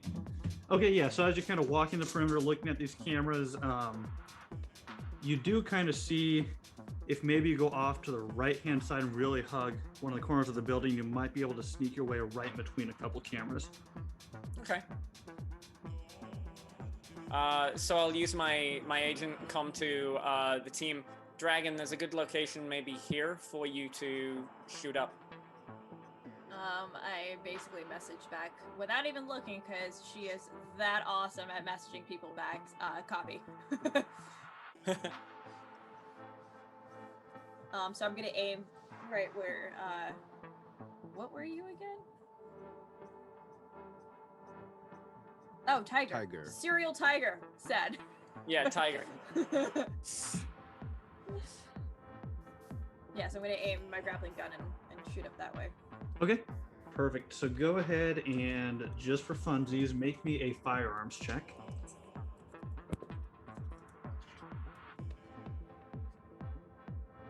Cute. Ooh, that's not fun. Where's my firearms? Do you remember what column it is, sir? That one should be under your. So technique skills. I believe so.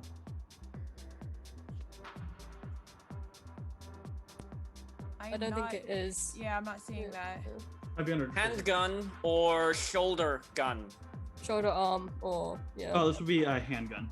There we go. Got it. So that's a 10. That's a 10? Okay, that's good enough. You fire it up, and your hook kind of swings over the corner of the building. You tug on it a few times really, really hard, and it appears to be fairly secure up there. Great. Who's first? I can go up first if you would like. Otherwise,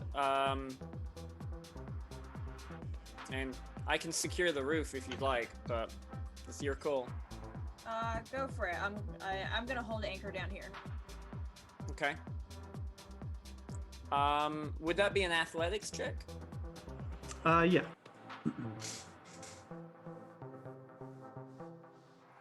I apparently do not do well on that roll. I'm not quite sure how I managed it, but I got a 3 on the roll, even though I've got a lot of bonuses, but... Oh, right, like when you roll a 1, you have to roll again, and it's like a negative on it, isn't it? Correct, yes. Yeah, okay. So my total, even though I've got a pretty high on it, is only a 3 to try and get up there. Okay. So you begin climbing up this grappling hook. You're pulling really hard. You're sweating a lot. Really, just hand over hand over hand.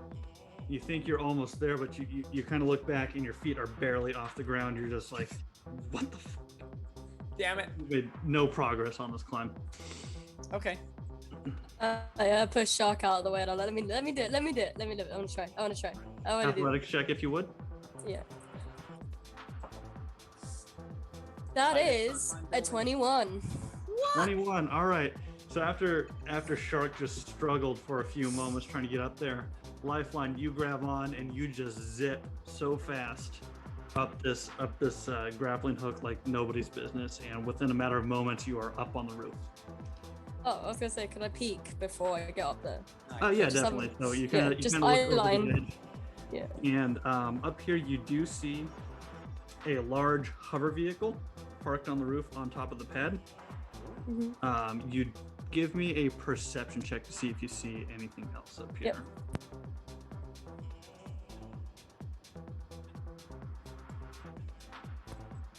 Oh dear. I got a nat 1. And then I rolled a 7 on my second roll. Oh no. So it's a 4. Okay. You see a large vehicle and you're just so enamored with this thing because you've never really seen something like this up close.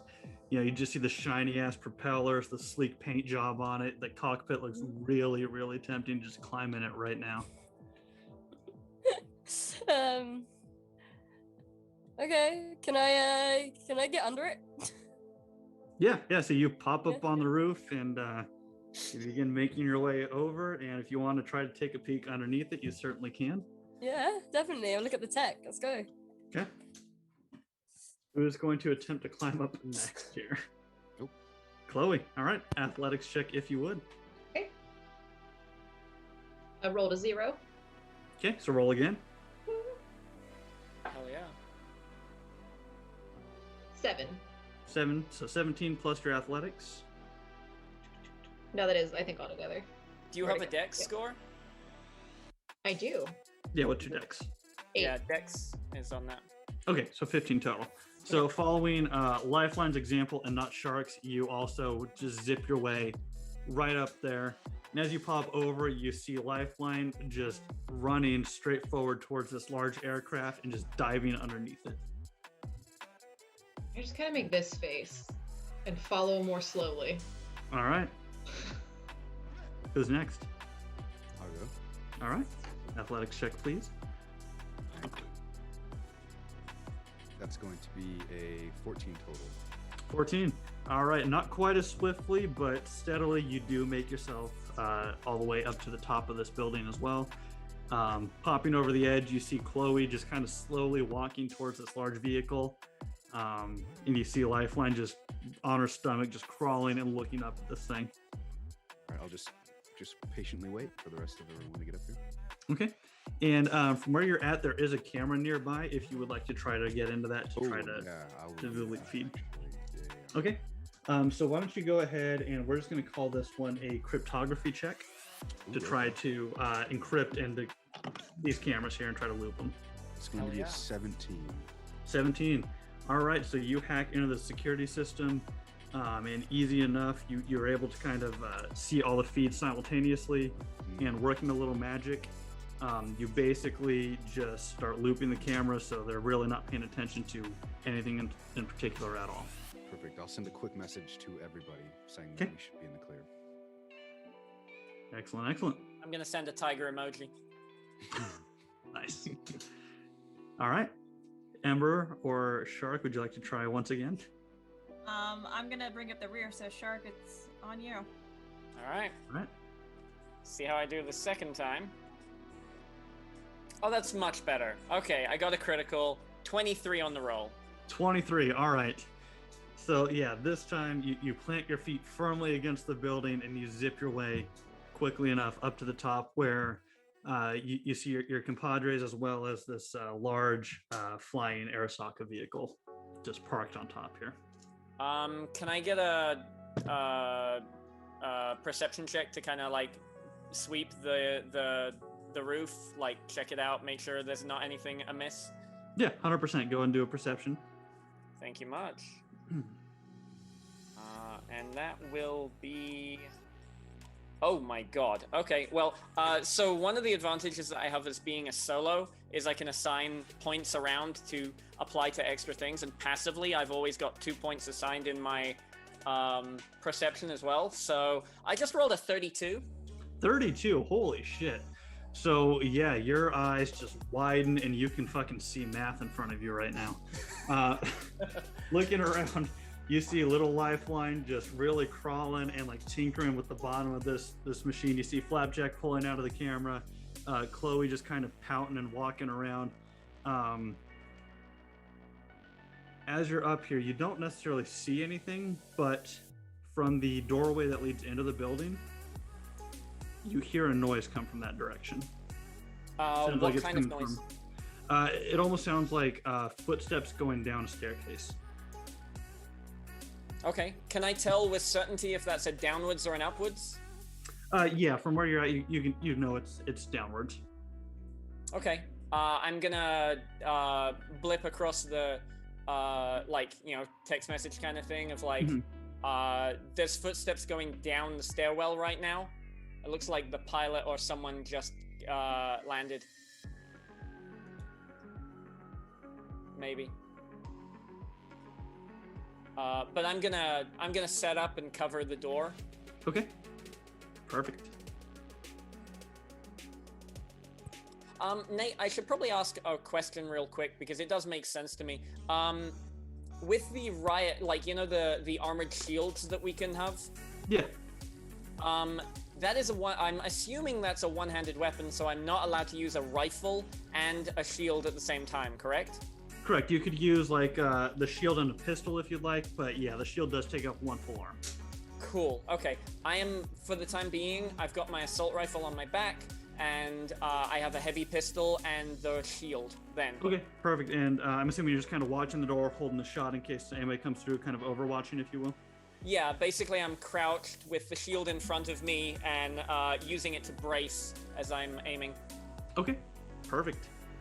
And Chloe and Flapjack and Lifeline, you all see Shark kind of begin setting up as that message comes through that he heard footsteps coming up, or going down the stairs rather. Okay, I pull my bat out. Okay. All right. And Ember, you are down on the ground still. If you would please give me a perception check while you are down here. Cool. I have my augmented hearing, so +2 to perception checks. Okay, perfect. That's a 5 on the dice. I'm sorry, I'm still having a hard time with this character sheet. Where's perception again? First box, awareness skills. Thank you. 14. 14? Okay. So as you're kind of standing down here, getting ready to make the climb up, you do see up on the third story some of the lights on the inside of the building kick on. I messaged to the team again. I'm still holding the grappling hook and like not even looking. Being like lights on in building. Which floor? Do I know what floor? Oh yeah, it's the third floor. Yeah, where the labs are at. I type in 3. Okay. I messaged down to Ember, are you scrambling yet? No response, because my ass is gonna try to get up the grappling hook. Awesome. So that's an 8 on my dice. Athletics check to get up. Am I correct? Right. Yep. That's a 14. 14. Okay, so yeah, you don't quite zip up there like a couple of your friends did, but you are able to steadily make your way up to the top of this building. That's fair. And I've hooked the hook or the line to myself, so the hook is coming up with me, or the line's coming up with me. Okay, perfect. Yeah. Leaving no Can trace. Do I see where everyone is at this point? Yeah, once you make your way up here, Lifeline is still, I'm assuming, on the ground, just really enamored with this Arasaka vehicle. You see Flapjack and Shark each with weapons out, kind of trained on this door, and Chloe just kind of hanging back with a bat over her shoulder. Mm-hmm. Anywhere to take cover? You could certainly try to take cover behind this massive vehicle. There's like enough of a gap to where you can get underneath it, but the propellers themselves are kind of resting on the ground, so you could certainly try to like crouch behind those if you want to. Yeah, I'm gonna do my best to take cover because I'm gonna pull out my my sniper rifle. Okay. Can I tinker with the stuffs, with the tech underneath to the point where I could easily fix it for us to fly, but it would also make it hard for our enemies to use it? Interesting. Okay. Go ahead. So that they don't get to go away, basically. But Yeah, I got you. Mm-hmm. I got you. You want to like basically just cut a plug that you know, but you can just plug it back in if you want to take off. Okay. Give me.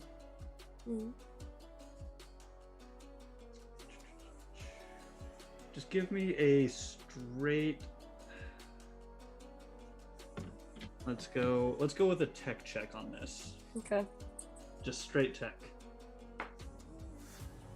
That is an 11. An 11. Okay.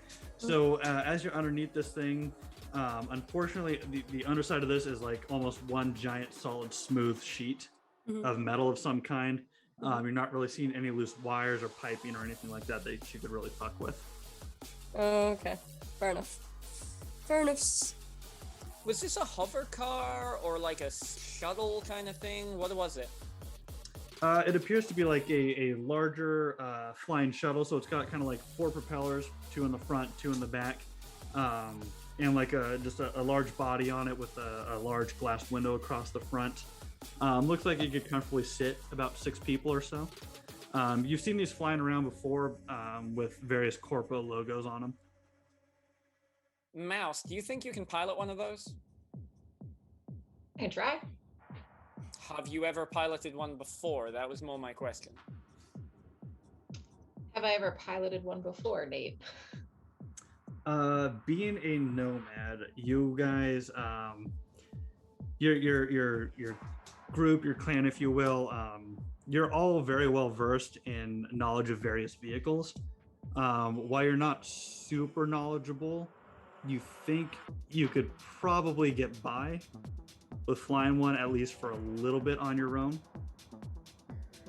Nomads pretty commonly fly these like little helicopter motorcycle bike things, which are kind of cool. So like ornithopters or something, I think the name is. Something like that, yeah. Yeah.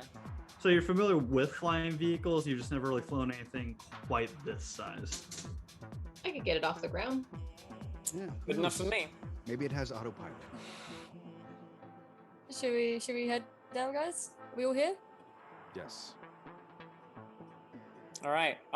By the floor plan, Flapjack, what do we have to expect on our way down? Do you know where we're going? Well, if we're dropping in straight to the 3rd floor, we've got 10 labs, and we're looking for lab 3 and lab 2. I'm assuming they're next to each other.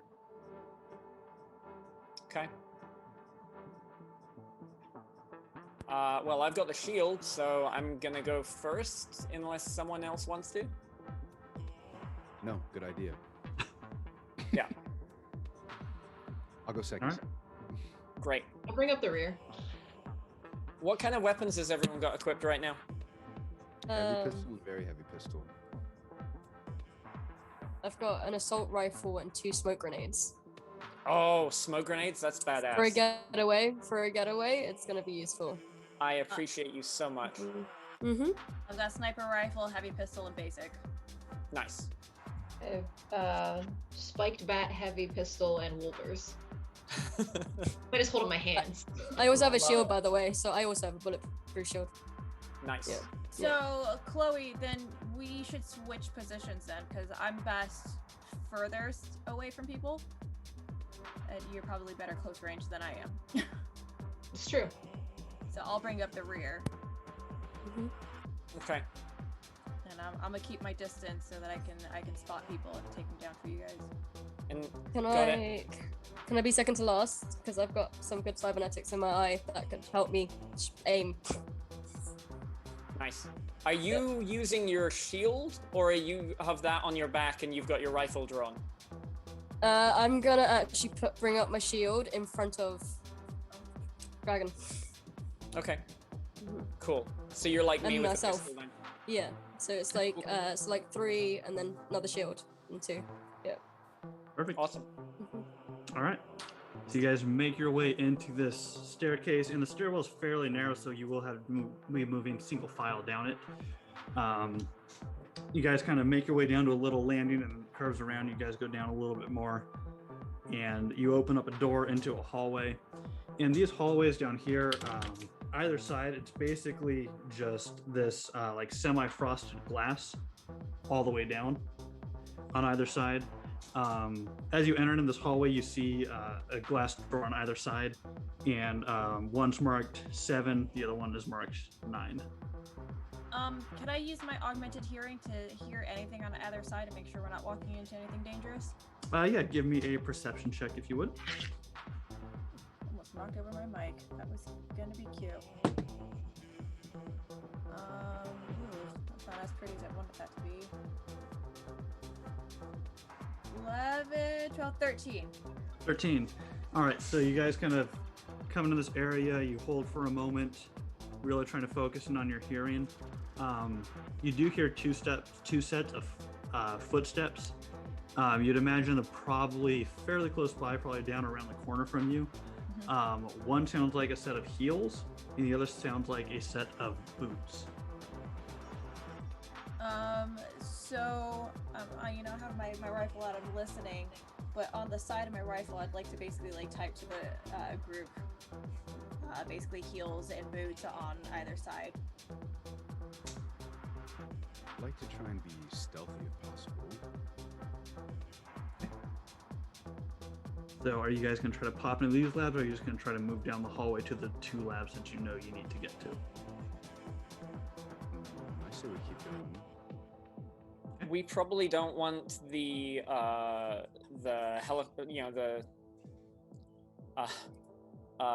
what's it called? The guagua, whatever. We don't want the guagua to take off, so we don't want the pilot to leave. Unless we leave someone here to guard it. Are the footsteps headed our way? As you guys are standing here, you do hear the footsteps getting louder. Everybody make perception checks for me one more time, please. Since we're gonna have to take them out. 52. Yes! I love my dice, guys. I love my dice. I got another 0. Nice. So go ahead and roll that one again. Nice. That's a critical. That's a 6 on that dice. So 17 total right now. 11 Okay. total. 11, 12, 13. 13, 26. 26. All right. So Shark and Ember, you both are able to hear this as the footsteps kind of get louder and louder. You kind of hear this conversation going on. You hear a male voice just kind of go, "We got to get you out of here right now. We got to leave. Let's go, Eve. Hurry up." And you hear a female voice saying, "Are you sure they're already caught on to me? I mean, I know Pixel had warned me, but..." Said, no, we got to go. We got to get you out now. And they turn the corner, and you see a woman in a red dress and a heavily armored individual with her. And he kind of pulls up his firearm and points it towards you guys. Freeze, drop it. Who the fuck are you? or 6 guns. Eve? Actually, wait, I need to know for sure. Was it Ember who overheard that conversation, or did all of us do it? You and Ember specifically, just the two of you. All right. Without taking my eyes off of the guard guy, I'm gonna say, Eve, that person's not working for Pixel. She kind of looks towards him and looks towards you. No, I know. He's Wait, Pixel sent you. Oh, thank God. Yes, he look, he caught on to what was happening here, and he's been trying to get me out for a couple days. I'm assuming that's why Pixel sent you, because I just haven't been able to communicate with them for a while. But he didn't agree with the cyber psycho transformations going on here, and he was trying to get me out through the roof. But you're all here too. We can trust him. What's the other dude doing while she's explaining that? His gun is still kind of focused towards you, but looking at his finger with your, we'll just use your previous perception check. It's not on the trigger yet. It's still just kind of rested on the side of his firearm. Okay. Can I try and read her body language? Yeah. And see if there's anything different. Yeah, give me a human perception check if you would. That is a 13. 13? From what you can tell from the distance between you, you can't quite get a good read on her face itself. But listening to the tones in her voice, it sounds fairly normal. I should be able to. I've got that cybernetic eye that gives me details update 100 meters. That you do. So looking at her facial features, everything appears normal and straight. I have a fairly high persuasion count here, so I'm actually going to just call out to Eve that we are your extraction team, and you're better off with us for right now until we understand or assess the situation, so please come with us. All right, go ahead and give me a perception check if you would. Persuasion? Persuasion, yes, apologies. Awesome, so that's an 8 on the dice, with my persuasion being an 8, so that's a 16. 16 total? Yes. Okay. She kind of just looks towards the gentleman she's with and kind of tells him to stand down. He lowers his weapon, and she begins walking towards you. All right. Are there any obvious cybernetics done to her? Or has she had any done? Looking at her, from what you can tell, no. She appears to be normal, unharmed. Does she look exactly like the description we had in the hologram? Yes. Especially with your enhanced eye, kind of looking over her skin, looking for any kind of cuts or nicks. You don't see much aside from the purple scar on her eye. Okay. Look, security is down right now. All right, there's really nobody else up on this third floor. You're the net runner, right? Looking towards Flapjack. Yeah. Look, we need to wipe the system, okay? What they are working on in here is fucked up, and it is going to destroy Night City, okay? They're trying to bring back, I don't know, using their relic to, they're trying to essentially create a new version of an Arasaka family member who is a brilliant war mind. Look, I can get you straight to the computer room. You can wipe it and we can get the fuck out of here. So who's your comrade?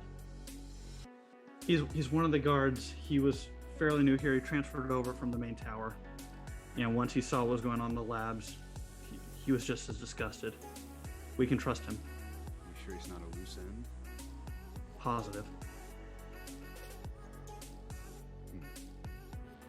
Let's go erase that stuff first. And then we'll decide. Okay. So she leads you guys down the hallway. You guys kind of take a right, and on the right-hand side, you see a door that says Lab 3. She says they keep the computer room on the other side, and she opens it up for you five rather, to walk into the lab. Eve, where are they keeping that information, or rather the work that they're doing on said person? It's all in the computer lab. It's all being held on their hardware, their hard drives in there.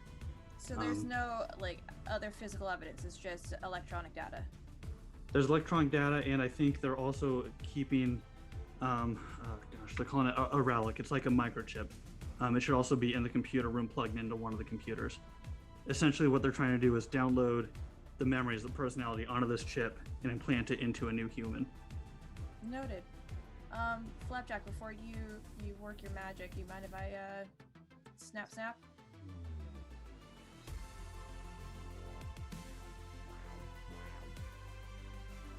Okay, with that, I'm gonna go in behind Flapjack and just like not touch anything, but I'm gonna start taking snapshots of things that are evidence of what's going on, so I can put so that up you make on your the way blog later.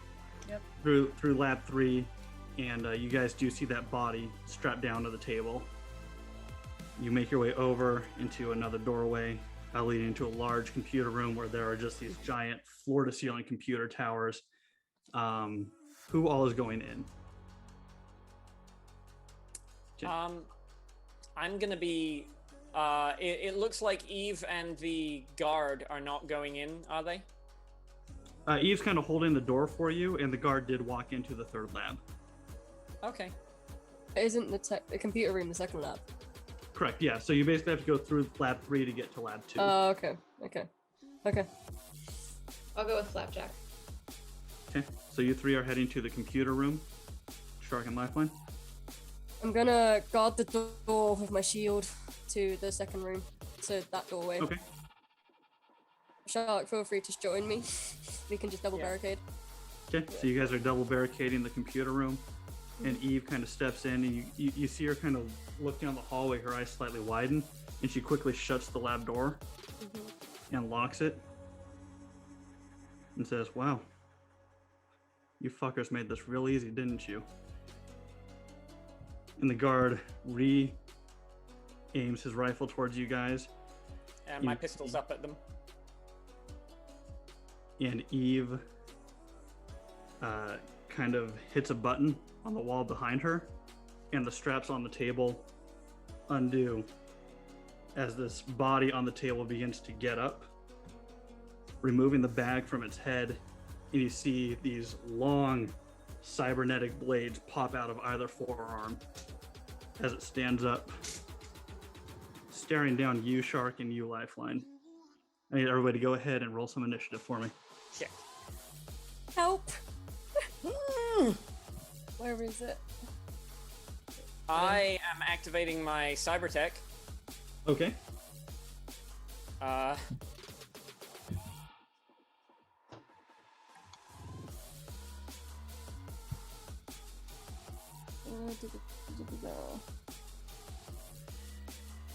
Where's your? I'm sorry. Initiative again is where? It's going to be a D10 plus your reflex. Copy. Mm-hmm. Now, if I knew where my reflex was, that'd be great. Because I rolled a critical on my dice yet again. This means I'm gonna shoot horribly. So wait, I need to. Sorry. That's all good. Just want to know what's like the kind of layout of people. So like within lab 2 with just our 3 people, so Chloe, Ember, and Flapjack, right? Just in that room, and then me and Shark barricading door. Well, the fucking cyber psycho and Eve and the guard is in lab 3. Right, yeah, so you got the one lab 3 with the table in the middle of it that the cyber psycho just stepped up off of. The guard and Eve are basically blocking the doorway back out into the hallway. Okay. And then on the opposite side, you've got you and Shark barricading lab 2. All right, so what did everybody get for some initiative rolls here? I got a 20. 20 for Shark, okay. 22. 22 for Ember, nice. Okay. Got a 25. 25 for Flapjack. Rolled a crit. And then a Nice. Okay. I got an 8. 8 for I got a Lifeline. 7. Damn, all right. Not just me. I'm in the back room, it's fine. All right, so I'm at not. this point, Flapjack, you hear the commotion going on behind you. You're up first. What would you like to do? I mean, this just seems all bad, right? Do we want the alarms to go off or no? No? No. I'll take 2 shots then. Okay. That is D10 plus. This is going to be a D10. Are you shooting with your pistol? Yes. Okay, correct. perfect. So it's going to be a handgun plus your D10 Oh, perfect. Okay. plus your reflex, I believe, is the base for that one. Sweet.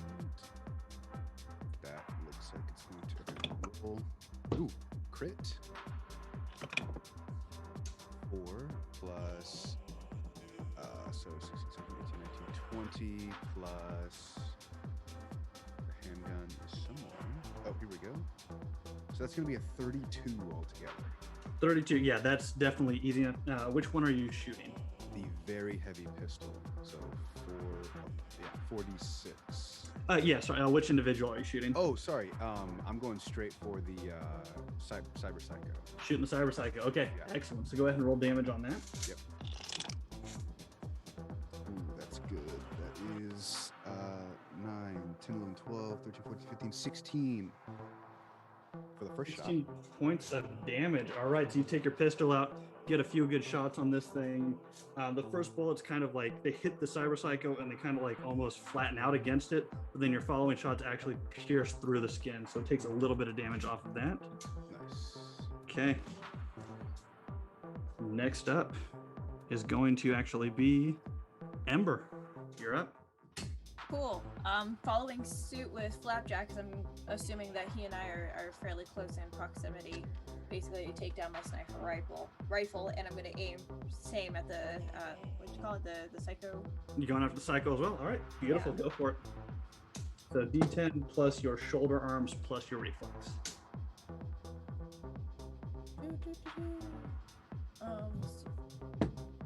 Okay, that's a 10. And you said reflex as well? Plus shoulder arms. Yep.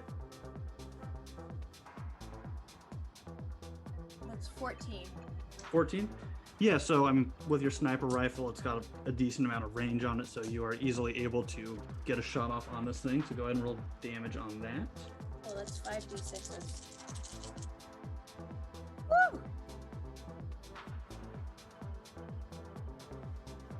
22. 22. Holy shit. So yeah, that bullet, after seeing what Flapjack's bullets have done with a couple of them flattening out, you're not quite sure. But with your aim, this thing just pierces all the way through into this creature. So yeah, it takes quite a bit there. All right, excellent. All right, next up. God, you guys rolled good. Shark, you are up. Okay, so quick question. I think I'm in the room with Eve and the guard, yeah? Yes. Okay. Rough idea of like surroundings and stuff. I've got my shield and I've got my heavy pistol. Shield is coming up, heavy pistol is going out, and I'm basically trying to keep myself in a situation where I can basically have my back against a wall to a degree. Okay. But my shield is primarily focused at Eve and the guard because they have firearms. Okay, perfect. Yep. And if there is some location of loosely like cover that I can start to move towards, like a desk or something, I will start to kind of move in that direction. But the focus is very much shield up and pistol up, and I'm gonna shoot at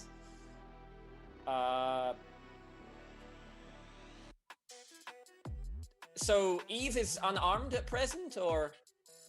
As far as you can tell, she is unarmed.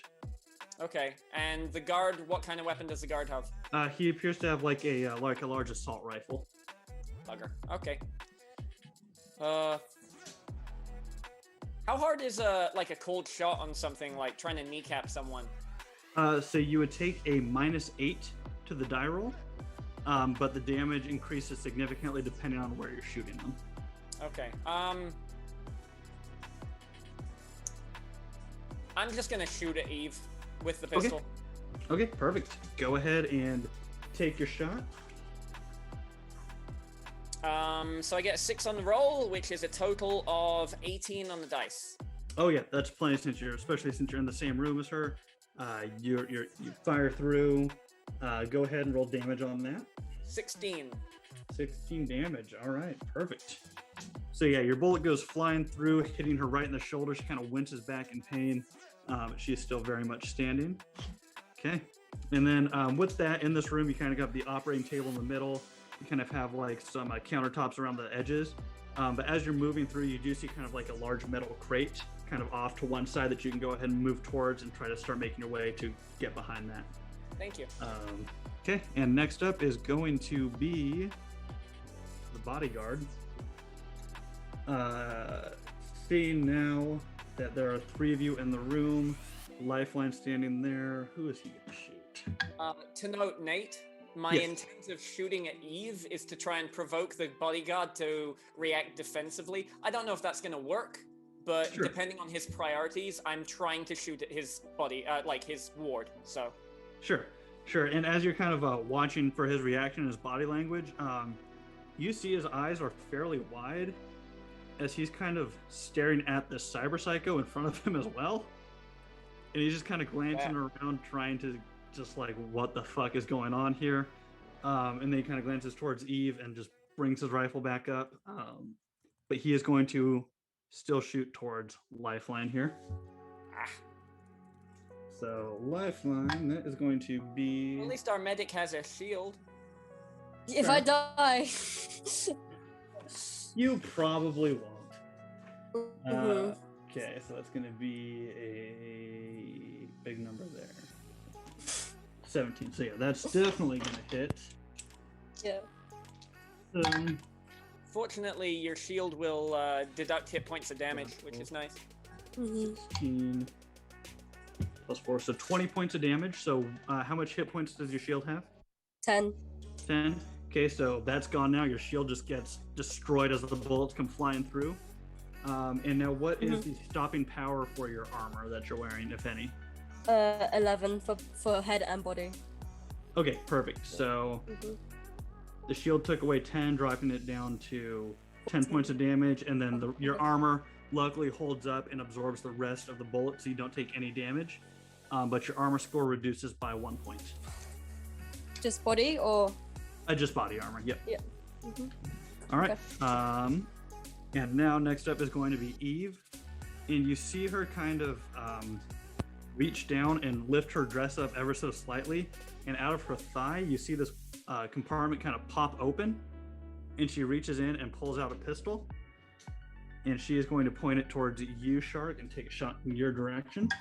That is And that's expected. going to be, yeah, that'll work to hit. And so that's going to be on a 3d6 though. So that's 9. So that's 12 points. I have a quick question in that regard. Am I allowed to, like, does it cost an action to dodge? Because I know I'm allowed to dodge. We'll call that like a reaction for this. So if you would like to dodge this, you may. Okay. And all right. Let's see here. Is the bullet dodge like a particular skill, or? It would be a D10 plus your reflex. Plus, I believe you should have a dodge skill as well, or an evasion skill rather. Evasion would be the name. Yep. Bingo. Now I know what I'm looking for. Evasion. Yeah. 18 on the total. 18 on the total. Okay. So yeah, that's more than what they rolled for their shot. So yeah, you were able to quickly roll out of the way. The bullets just go flying past you, and you are still unharmed there. Thank you. No worries. However, next up is the Psycho. Mantis Blade's out. It is going to go ahead and head towards you, Shark, as well. I'm popular. Yeah, that's definitely going to hit. Cool. However, it's not a ton of damage. It's only going to be 11 points of damage, so whatever your shield is. So shield is applied first? Correct, yes. If you have that out, yep. Okay, well, shreds my shield, but the rest of my I'm fine otherwise. Okay, perfect. So yeah, this thing comes towards you, just tearing apart your shield, and you are good there. All right. Okay. So next up is going to be Lifeline. What are you doing?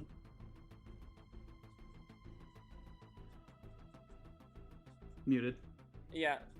Uh-oh. If I use a smoke grenade, can I still shoot? Your smoke grenade's gonna fill this room up entirely. It would be very difficult to, but you can. What if I throw it behind me into the other room and engulfs us instead? Or my friends? That's gonna make it difficult for them, but yeah, you can if you want to. Hmm. So smoke benefits melee. It makes ranged harder, yeah? Yeah. Oh, okay. Okay. Then I am going to. What is behind me? Can I get behind something? Behind you is just the basically you're in the doorway to the computer room, so you could Yeah. pop in and get behind the wall there. Okay. Is there like windows? In this computer room, there are not. Okay. Okay, I'm gonna get behind a wall. Okay. And what? Oh, I was just gonna say, Nate, did you see the time warning that Sin has? Yes, I did see that. We'll wrap this up here as quickly as we can. So Cool. Sorry. no worries, no Yep. worries. I'll back up behind the wall, grab my assault rifle out, and start shooting at the cyber psycho. Okay, go ahead and make your attack rolls here.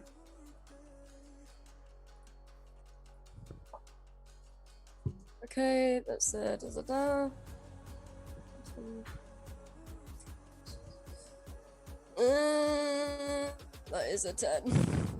A 10. I think so. Luckily, with how close proximity you are to this thing, you guys aren't super spread apart. So yeah, that will hit. So go ahead and roll damage on it. Okay, cool.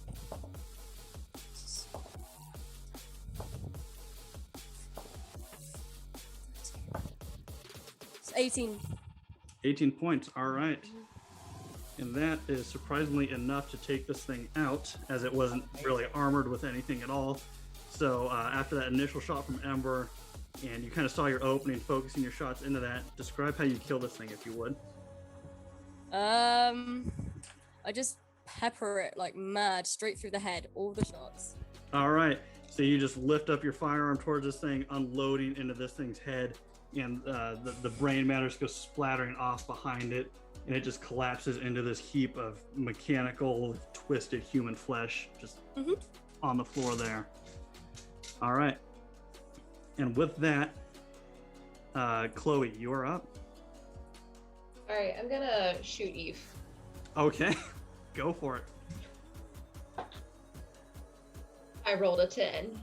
Okay, yeah, roll again.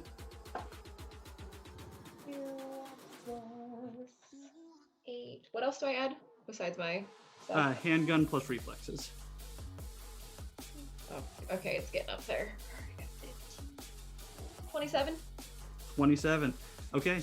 Yeah, that's definitely going to hit, so go ahead and roll damage on that.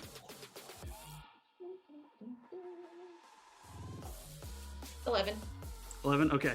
Yeah, that's enough. Again, she wasn't armored at all, so you just pull out your pistol, and how would you like to kill Eve? Right between the eyes. Right between the eyes. All right, perfect. So yeah, no head armor on. As she's kind of pointing her pistol towards you, she kind of turns, your eyes lock, and you fire true. Bullet piercing right between her eyes. Her brain kind of splatters on the glass behind her. She collapses down onto the ground. Flapjack, you are up. All right. I'm going to. I mean, the guard is there, but whatever. I'm going to try and jack in and start destroying everything. Okay, yeah, so we'll just go ahead and make this. Just give me a cryptography check, if you would. Ooh, that's a crit. This is good. And 15 plus. Where's that cryptography? There we go. Oh, that's so good. 27. Yeah, so like a damn pro, dude, you just jack into this thing, and you're able to decode all the passwords, and you can just start dumping viruses into this mainframe, just fucking up their system. Yep. So yeah, you Fish take splashing on every screen. you take a few moments, and yeah, you're just dropping your little fish viruses down in here, and you have wrecked their system. Excellent. All right. With that, Ember, you are up. You have the relic you can see plugged into the computer system still, and you have the bodyguard standing there. Awesome. Can I take the relic without destroying it? Yeah, it's basically like a USB drive looking thing, so you can just easily grab that and rip it out. Just want to make sure that I'm not going to corrupt it like a USB drive when you don't actually put it in the trash can. Just making sure. So yeah, no, I'm going to grab the relic, and I'm going to basically look at the guard and say, are you going to move out of the way? Yep. He puts his gun down. You guys need a pilot? You know how to fly this thing? Can do. I literally point my gun to the back of his shoulder blades and go, move. All right, perfect. And just for expediency, because I know we gotta wrap it up here, you guys make your way back up to the rooftop, jumping into the Arasaka vehicle, and the bodyguard then is able to lift off. And as you guys kind of look down into the parking lot, you see multiple black SUVs come screeching up, and they begin kind of just piling their way into the front door of this building. The pilot kind of takes you over and lands on the rooftop of Misfit Loves downtown, where you guys can then get out. The bodyguard is just kind of sitting there in the vehicle waiting for directions. He's not going to try to run on you. He's kind of scared shitless at the moment. I still have my gun on him, and I kind of signal to the others to go, and I'm gonna keep my eye on the bodyguard. Okay. We're not gonna get any money now. We didn't bring Eve back. Yikes. Yeah, we might need your footage, because didn't you record all that? Yes, but cryptically. No, I meant to show Pixel, because she might be pissed that we killed Eve. Oh, yeah, that's entirely accurate. I'll guard him. Shark, what's up? Oh, yeah. I'm just wondering, Nate, do we have, regular communication with, Pixel? Can we call him? Yeah, definitely. You can use your agents to get directly. Okay, yeah. I'd like to do a group call, with the team, and him. Not video, though. I don't want, the pilot to see the video. Okay, for sure. All right, so as you guys, we'll say that as you guys were kind of flying back to Misfit Loves, you're able to make your call. The pilot just not even paying attention, just focusing on the flying. And you explain the situation to Pixel, who is pissed off and upset, but understanding, and says you guys can await full payment for the job done. The final question there is, the guard knows your alias, your fixer alias? As in an open question of what do you want done with them? Well, you know me, I don't like loose ends. Understood. Huey was a loose end. Flapjack called it. Are we land? Did we land? So with that, you guys land on top of Misfit Loves. You may clean up this loose end if you wish, however you see fit. I have my gun pointed at him, so on that command, I just pull the trigger. Okay. Loose end cleaned up. You guys make your way back inside. Shit. And sure enough, 5,000 euros a piece waiting for you. You guys take your earnings, and from there on, the rest of the night is yours in the city. And that is where we will call this game. So thank you to my amazing crew. Thank you to our wonderful viewers tonight. Again, greatly appreciate all your guys' patience. I know this was a long time coming. And just real quick before we go, we'll go back around the room. You guys can throw out your socials, any upcoming projects you guys are excited for. So let's start off with Miss Cynthia. Oh, hey y'all, I'm Cynthia Marie. You guys can find me on Instagram Cynthia__Marie. That's where I post all my cosplay and really cool pictures and stuff like that. Twitter @CynDancer, where I post all about all the upcoming events and stuff like that. Honestly, I'm taking a break from gaming. It's been long overdue. I've been working real hard the last year and figured it is time for me to take some time for myself. So I don't have too much upcoming projects per se, but I do have some stuff that I'm going to be coming out soon, and I will be posting on social media, so stay tuned. Perfect. Jess. Yep. Again, on my Instagram, it's at Rising Valkyrie. You'll see if I post. I've got a few streams lined up soon at some point, maybe tomorrow as well. So if you want to check out my Instagram. Let's go on to Luke. Yeah, my name is Luke, and I have an Instagram and a YouTube. Nerdcraft HQ, where I build cool things, and every Wednesday at 6 p.m. Pacific, I play in a D&D campaign here on Twitch. That's twitch.tv/Dungeon Masters Diary. So you can find me there too. All right, and going on to Lauren. You can find me at The Literate Lore. I really don't do much besides work out and write books. So. All right, and of course, Kai. Hey everyone. You can find most of the stuff that I get up to, at least, on either Life Action Roleplay with the podcast, but also Twitch channel. You can find plenty of stuff like that.